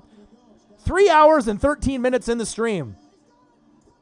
Your boy's grinding. I got to wake up early tomorrow. But this has been a fun day. You know what I mean? I'm real. I'm genuine. I call it how I see it, but I give credit where credit's due always, right? Doesn't matter if they're on the Cowboys or on the Patriots. If I like a player, I like a player. You can't take away from the greatness. It's like people that hate on LeBron James. It's fucking stupid. Once he retires, you're really going to realize how great LeBron was and how great he is, especially at this older age. You don't have to be like, that's your favorite player. You're going to buy all his gear, buy his rookie cards and all that. I'm not saying that, but I think a lot of times people don't realize what they see until it's gone, how great it really was. So Panthers looking at Von Bell, another guy that I don't want to leave the Saints. You know what I mean? Demario Davis was a.k.a. the glue, but I don't want Von Bell going anywhere. Just sad that they don't have enough money, with the cap to be able to make some more moves, but at least they'll be able to get Jefferson, Ayuk, a starting wide receiver to pair up with Michael Thomas, and hopefully they can get a replacement for Andrews Pete and get a better, solid pieces on that O-line as the Saints make a push, right, to go to a Super Bowl and win. I'm rooting for them. And how many people would say that, as a Buccaneer fan? But I'm not the typical Buccaneer fan. I'm not the typical NFL fan. That's why people love this channel, you know what I mean? Like, I love Drew Brees. I would have loved to have Drew Brees on my team. From the Charger Drew Brees to the Saints Drew Brees. I love Sean Payton. I'm jealous of Sean Payton and how great of a coach he is. Michael Thomas, AK-41, Alvin Kamara, the alien. Even Jared Cook had a great season. Demario Davis, a.k.a. the glue. Cameron Jordan, amazing. I'd love to have a guy like that. You know what I mean? I'm not the typical fan. I'm the fan of the game. I love football. Doesn't matter. Any NFL team. Right. I'm not typical at all. It's a good thing. You know what I mean? I'm a super fan, fanatic, Northwest Sports Fanatics, all the teams. You know what I mean? I got a passion for, because I watch the little things. A lot of people watch the quarterback, the wide receivers, the running back. When I watch football games, I watch the offensive line first. How many people do that? Not a lot. And on defense, a lot of people watch, the corners or the linebackers or some of the guys on the front on the D end and the D tackle. But it's different on what positions you watch. Most people, their eyes are on the D line. But sometimes I like to watch the safeties in the corners, just to see how they position if they jam at the line. So I'm always looking at things that maybe aren't the priority for the normal fan. So Bucs versus Chiefs, Super Bowl 55, KC Fire. I don't know about that. Chiefs would smoke the Bucs. They might go back-to-back with Patrick Mahomes. But you know what? If I can just get into the dance this year or next year or sometime soon, even if it's the post-Brady era, if I can just be relevant, that's all I want. I just want my season not to be over in October after 4 games when I go 1-3 or 2-2 and the shit is over. And that's how it's been. So thank God Jameis is gone and I can move on with my life. So it's awesome. Impossible for a team to lose when they have Tom Brady. He got completely carried by his team this whole season. I don't think so. I don't think so at all because if you look at it, their defense was really good at the beginning of the year, but then they kind of flatlined. If you played fantasy football, they were getting 20, 25 points a game for defense if you play fantasy like I do. I manage a couple teams, help a bunch of my friends out, money leagues, $500, $600, $700, $800 leagues, $1,000 leagues, right? But the running backs got hurt. Sony Michel wasn't there to give Brady some stability. So they didn't really carry him. The offensive line didn't really play well. They didn't run block or pass block that well. All the weapons got hurt. N'Keal Harry didn't play for Arizona State. There was no Gronk. Julian Edelman wasn't 100%. So how did they carry Tom Brady? If Brady went 24-8, I mean, he did the best that he could with the limited weapons that he had. This was the worst team that he's had in a long time, and they still made the playoffs. That shows you great coaching by Belichick, Josh McDaniels with play calling. But, I mean, even though he was older, I mean, there was only so much you could do with that type of roster. Do you see what I'm saying? You got to look at it from a different point of view. You got to really look at the tape instead of just looking at ESPN or Skip and Shannon when they're jamming shit down your throat and making you just believe whatever they say on TV is true. You got to watch the tape and make your own, opinions up. I haven't watched SportsCenter in 10 years. I don't believe in that shit. I'm not going to watch the highlights. It's not the same without Stuart Scott. You know what I mean? I watch Good Morning Football. That's a great show. Skip and Shannon from time to time is okay, but it's fake to me. It's like fake arguing. Shannon is great, right? He's real. He's realistic, genuine. And Skip is the guy that they say, just be crazy. Just say whatever, right? Get ratings and argue so that Shannon can freak out. You know what I mean? It's too made up for me. It's like The Bachelor, The Bachelorette, or a lot of these reality TV shows. It's all scripted. It's scripted for entertainment. I love Shannon, though. Don't get me wrong. He's an OG. You know what I mean? But, having crazy-ass Skip say crazy shit, you know what I mean, just to get a rise for ratings so they can, yell and be loud, to get ratings. I don't know. Good Morning Football. I'll take Kay Adams all day. Nate Burleson all day. Schrags, Kyle Brandt, they're okay. They're not my favorite, you know what I mean? But they have a good chemistry, the four of them together. That's big facts. For the price of a coffee and donut, you can help the channel build a YouTube studio. Just saying. Patreon.com. You can go to our GoFundMe, GoFundMe.com. Type in NW Sports Fanatics. Picture of me and Marcus will come up. I think we've only had like $5. My bro from day one donated, and I get it. It's tough, to make donations with the coronavirus and shit that's going on. But I'm still going to keep grinding for it, and eventually, I'm going to get Damian Lillard, or I'm going to get someone here in my hometown, either local rapper or singer or actor. I'm going to get someone to help out, especially because it's a good cause in my community to be able to build a studio here to make other people's dreams come true. So I know eventually it's going to go in the right hands. But you can always donate here on the channel, patreon.com, the GoFundMe, Cash App, Your boy's grinding, man. I got dreams to make other people's dreams come true. I'm going to grind no matter what. I sacrificed the PSA 9 Michael Jordan rookie card worth $5,000 at the time for the equipment, the iMac, the green screen, the microphones, the speakers. So I'm never going anywhere. You know what I mean? I'm grinding it forever till I die. I love NFL and I love you, the fans. You guys are the best fans, period, on YouTube. And I almost wish I would have done live streams when we first started, but we didn't have the internet capabilities then, and the equipment was at Marcus's house. I left it there to make it easier for him to record with me, but then once my dad had the stroke in the summer, I had to make some changes and bring the equipment here. I mean, it is my equipment that I purchased, that everything is mine. So, it's up to him to be able to, make the decision to come through, and I hope he will as much as he can, depending on his schedule. But, even if he doesn't come through, if he's busy, I'm still going to keep grinding 100%. Tom Brady to my Buccaneers. Woo! And free agency frenzy news. Make sure you guys subscribe to the channel. Smash that fucking like button either now or on your way out. 3 hours and 21 minutes into the stream. $30, Tony Grady. $50, Odin's Child. Tyler Ezel, $2.99. One more donation before the day's over? Maybe. Will it be you? Investors? Possibly you. And you can go to patreon.com, NWSF, /NWSF, or our GoFundMe, and type in NW space sports space fanatics. It'd be greatly appreciated for the YouTube channel dream. I love you guys and I appreciate you guys very much. It's been a very crazy day in sports. Tom Brady. And then right now they're showing the Patriots versus the Panthers in the Super Bowl, which was amazing. Steve Smith, right? Deshaun Foster. Stephen Davis. Steve Smith, Mushin Muhammad, Jake Delhomme. God, memories. They were so close, too. And the Eagles with T.O. were so close. The Rams were close. It was all 3 points, 3 points, and 3 points. There might have been some cheating going along back then, too. Nocturnal, kick-ass stream. Woo! woo, Brady to the Bucs. And crazy, I've seen more Bucs fans come in the stream than I ever even knew were alive. I thought I was literally the only Buc fan on planet Earth. At one point we had, 40, 50 people in the room, which was awesome. Because obviously they want to see my reaction as being the only probably Tampa Bay Buccaneer fan that they know, on YouTube or even in general, because it's not a lot of us out there. And I'm in Oregon. I don't even live, in the Tampa area. I don't even live in Florida. So it shows you like how, hardcore I am. I could have been a Seahawk fan, a Niner fan, a Raider fan out here on the West Coast, but I'm a defensive guy, and I like that hard-hitting style of Warren Sapp, Derek Brooks, John Lynch, Rondé Barber, and I fell in love with that. Mike Allstott, and I never looked back, and if I wasn't a Tampa fan, it probably would have been Niners, but that was more on the offensive side with Joe Montana, Steve Young, Jerry Rice, John Taylor, Brent Jones, and I love Deion in 94. That's my favorite Deion Sanders of all time. My favorite defensive player, that's not on the Buccaneers of all time. That Deion in 94. So swaggy, so lit. Deion. Love him. But I appreciate you guys. I love you guys. Like I said, great content.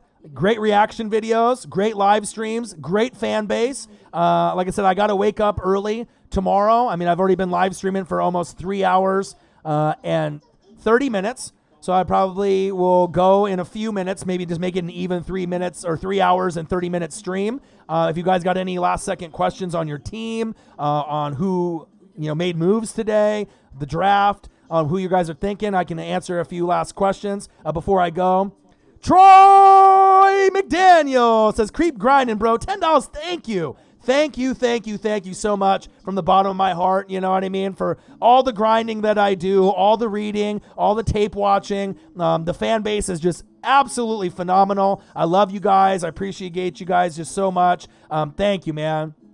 You guys are like blessings, you know what I mean? Because obviously I still would grind even if I wasn't getting the donations, you know what I mean? Because I know with me, you got to understand, talking nonstop and being entertaining for a half hour or an hour is hard. But imagine doing it with no breaks for 3 hours, 4 hours, sometimes when I do for the Natty or for a regular season NFL game. Or if I do 3 of them like I done this past season. I did the morning game, the afternoon game, and Sunday Night Football. It takes a lot out of you, but the fans are great, and you guys really keep me going, even when times are tough, and because we love football. Yeah, and you guys know I'm not biased. I do my research, and you can learn something new here, and we have a great time here.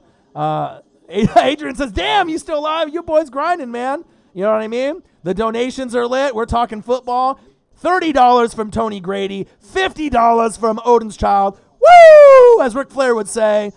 Tyler Ezel, $2.99. Let's not forget a Troy McDaniel, $10 donation.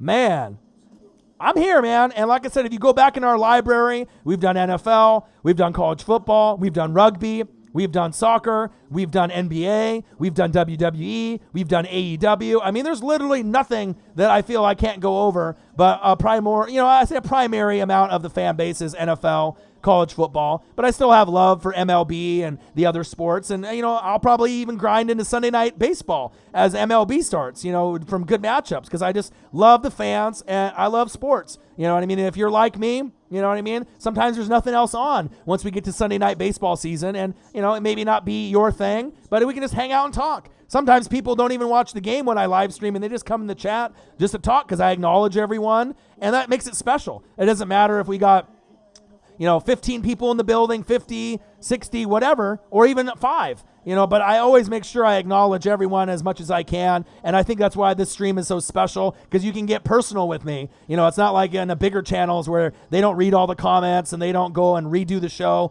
for other fans that hop in the room. I really do care about the fans more than the average channel. And I think the fans love me back, and I love you guys. I mean, obviously with all the comments and the donations, you guys are out of this world, man. I love you guys. Tom Brady, to my Bucs, and free agency frenzy news with your boy Ryan and the Northwest Sports Fanatics. Make sure you guys subscribe to the channel. Smash that like button either now or on your way out. Donate to your boy like all these generous people have done earlier in the stream. Show some love for me and the Northwest Sports Fanatics. Tony Grady, $30. Odin's Child, $50 fucking dollars. Tyler Ezel, $2.99. And let's not forget about Troy, $10. Troy McDaniel, thank you, man. You guys are the fucking best. You guys can follow us on Instagram, NW Sport Fanatics, Twitter, Orion_NWSF. On the screen, Tess has it, or Marcus_NWSF. And like I said, you can go to the Patreon, you can go to the GoFundMe, my Cash App, whatever. It doesn't matter, but I love talking football with you guys. It's been a great night. Tom Brady, we'll get some more news on Tom Brady tomorrow. Got a new job tomorrow. 10-hour shifts, Monday through Friday. Pray for me. It's in a warehouse. So hopefully I'm not just completely dead. My goal is to do another live stream going over Tom Brady and some other information when I get home. I'm working 5:45 until 4.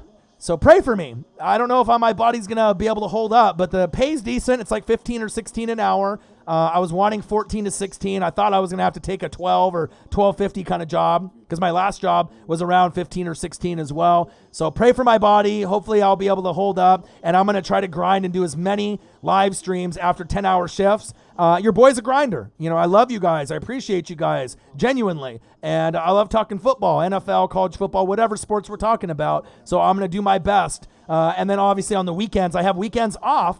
So jockey for forklift driver. Yeah, I actually, they were asking me about the forklift. I have to get kind of re-certified and retrained in it. But we'll see what it goes for. Adrian says, see you later, man.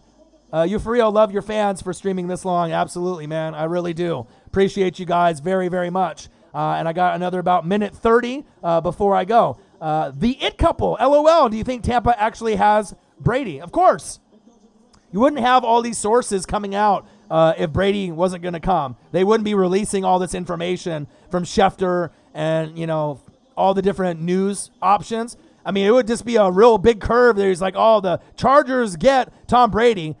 I'd be really shocked and disappointed, but I'm pretty sure 99.9999% the Tom Brady deal is done because you wouldn't have these people that are close to Tom Brady's agent that would be releasing this news if it wasn't real. So I definitely think it's going to be real, and it's going to be good to go for not only me, but Bucs fans across the world. Good luck on the new job, brother. Thank you. Pray for me. And I'm keeping the grind up. And Nocturnal, you know what? It's awesome when we have new fans because I know you're a new one, and you're probably going to be a fan for life. And just like with my friends, if you're my friend, I'm usually a friend for life. And this will be a channel you always can come to for NFL reaction videos during the regular season with me or me and Marcus, live streams during the game when I call color, play-by-play, and vibe in the chat, or just doing original live streams, just hanging out, watching stuff that's on or just hanging out, with your boy. So warehouse depends on if you are doing intake, outtake on how burned out you'll be. Yeah. It's like a mattress warehouse. So I'll be, doing the scanning with the barcode, the wrapping of some of the frames and the mattresses, putting them in, inside some of the trucks and stuff. So I imagine my body will be a little sore. We're doing a little bit of physical work, a little bit of computer work. But I'm excited, man. It's going to be a lot better than doing that tire job where I had to lift up 50 to 60, 70-pound tires, stacked up outside and doing 800 or 900 of those a day. That was a little too much on my body. So I think this one will be definitely a better fit for me. Last I heard, it was only Colin Cowherd and everything I keep saying it's from his. Well, there's a few other, outlets that are doing it. So as a Bucs fan, I'm praying I'm not being suckered. No, it's good. You're a Buc fan? Get out of here. This is it right here, man. Subscribe to the channel. Smash the like button. We got all the Bucs coverage here. And I might be one of the only Buccaneer. I know there's a couple of us out there on YouTube that do Buccaneer coverage. But like I said, we've built this channel ground up, and I follow all the teams. You're definitely going to have someone that's got the podcast voice, that's going to be creative with the podcast and the live stream, energetic, and you're going to have fun. You know what I mean? The fans, obviously, are the best on YouTube here. Very, very intelligent fans here. So don't listen to Coward, Shannon K. Good morning, football, Rich Eisen. Them's the people. Yeah, Shannon K. Good morning, football, Rich Eisen. Yeah, I don't like Colin Cowherd. I ain't a fan of him. But yeah, they're good, man. The Bucs are getting Tom Brady, 100%. It's exciting. And you'll see tomorrow they'll officially announce it. Probably 2 years, $60 million. Unless they do something like 3 years, 90. But I don't think so because I know he wants to play till 45. But I'm pretty sure with the money that they have, they're just going to do 2 years, 60 to 65 million. I imagine that's what it's going to be, somewhere in that range. 2 years, 60 to 65 million, and we'll take that, as Bucs fans. So again, I appreciate you guys. I love you guys very, very much. Tom Brady to my Bucs and free agency frenzy news with your boy Ryan and the Northwest Sports Fanatics. Make sure you guys subscribe to the channel. Smash that like button on the way out. I need to save my voice for tomorrow. So I don't know if we get Brady. You think Evans, Godwin, Howard, Brait, offensive? Oh yeah. And then if we get Jonathan Taylor from Wisconsin, grab some other pieces on the offensive line and get a secondary. We already got Devin White, Levante David, JPP, Shaq Barrett franchise tag. We're good. We're good. We're in the mix now. Instead of being at the bottom with the Falcons and the Panthers, we're number 2 now. And the NFC South race, looking up at the Saints. And if we're lucky, we might even contend for first place in the NFC South this year or next year. Things are looking good. Things are looking good in Tampa. Things are looking up, man. Shout out to all the people that donated and commented in the chat today as well. Tony Grady, $30. Odin's Child, $50. Tyler Ezel, $2.99. Troy McDaniel, $10. Thank you guys so much. You guys are the best fans on YouTube. I will be back tomorrow. Pray for me that I'm still alive with this damn warehouse job that I'm starting tomorrow. Love you guys. Appreciate you guys. I'm going to be out, so I got one question for you. Who you know talk sports like us? Your boy Ryan, the Northwest Sports Fanatics. Wash them hands. Watch out for that coronavirus. Don't buy too much toilet paper. I love you guys. I appreciate you guys. Troy McDaniel says Teddy B the same amount, but most likely over 3 years. That's big facts. Have a great rest of your night. Enjoy your day. And we got some free agency frenzy news definitely tomorrow. And I'm going to try my best to hop online, even if it's just for a little bit if I'm tired after I get off work. So look for me on a live stream sometime tomorrow, probably 4:30 to 7 o'clock Pacific time. So there'll be something I'll probably, unless I'm just physically dead. But, I usually am a pretty good grinder, so I'll try to push as much as I can. So I got one question for you. Who you know talk sports like us? Your boy Ryan, the Northwest Sports Fanatics. Be safe out there, y'all. Have a great night. Peace. You guys are the best. Stay safe out there, y'all.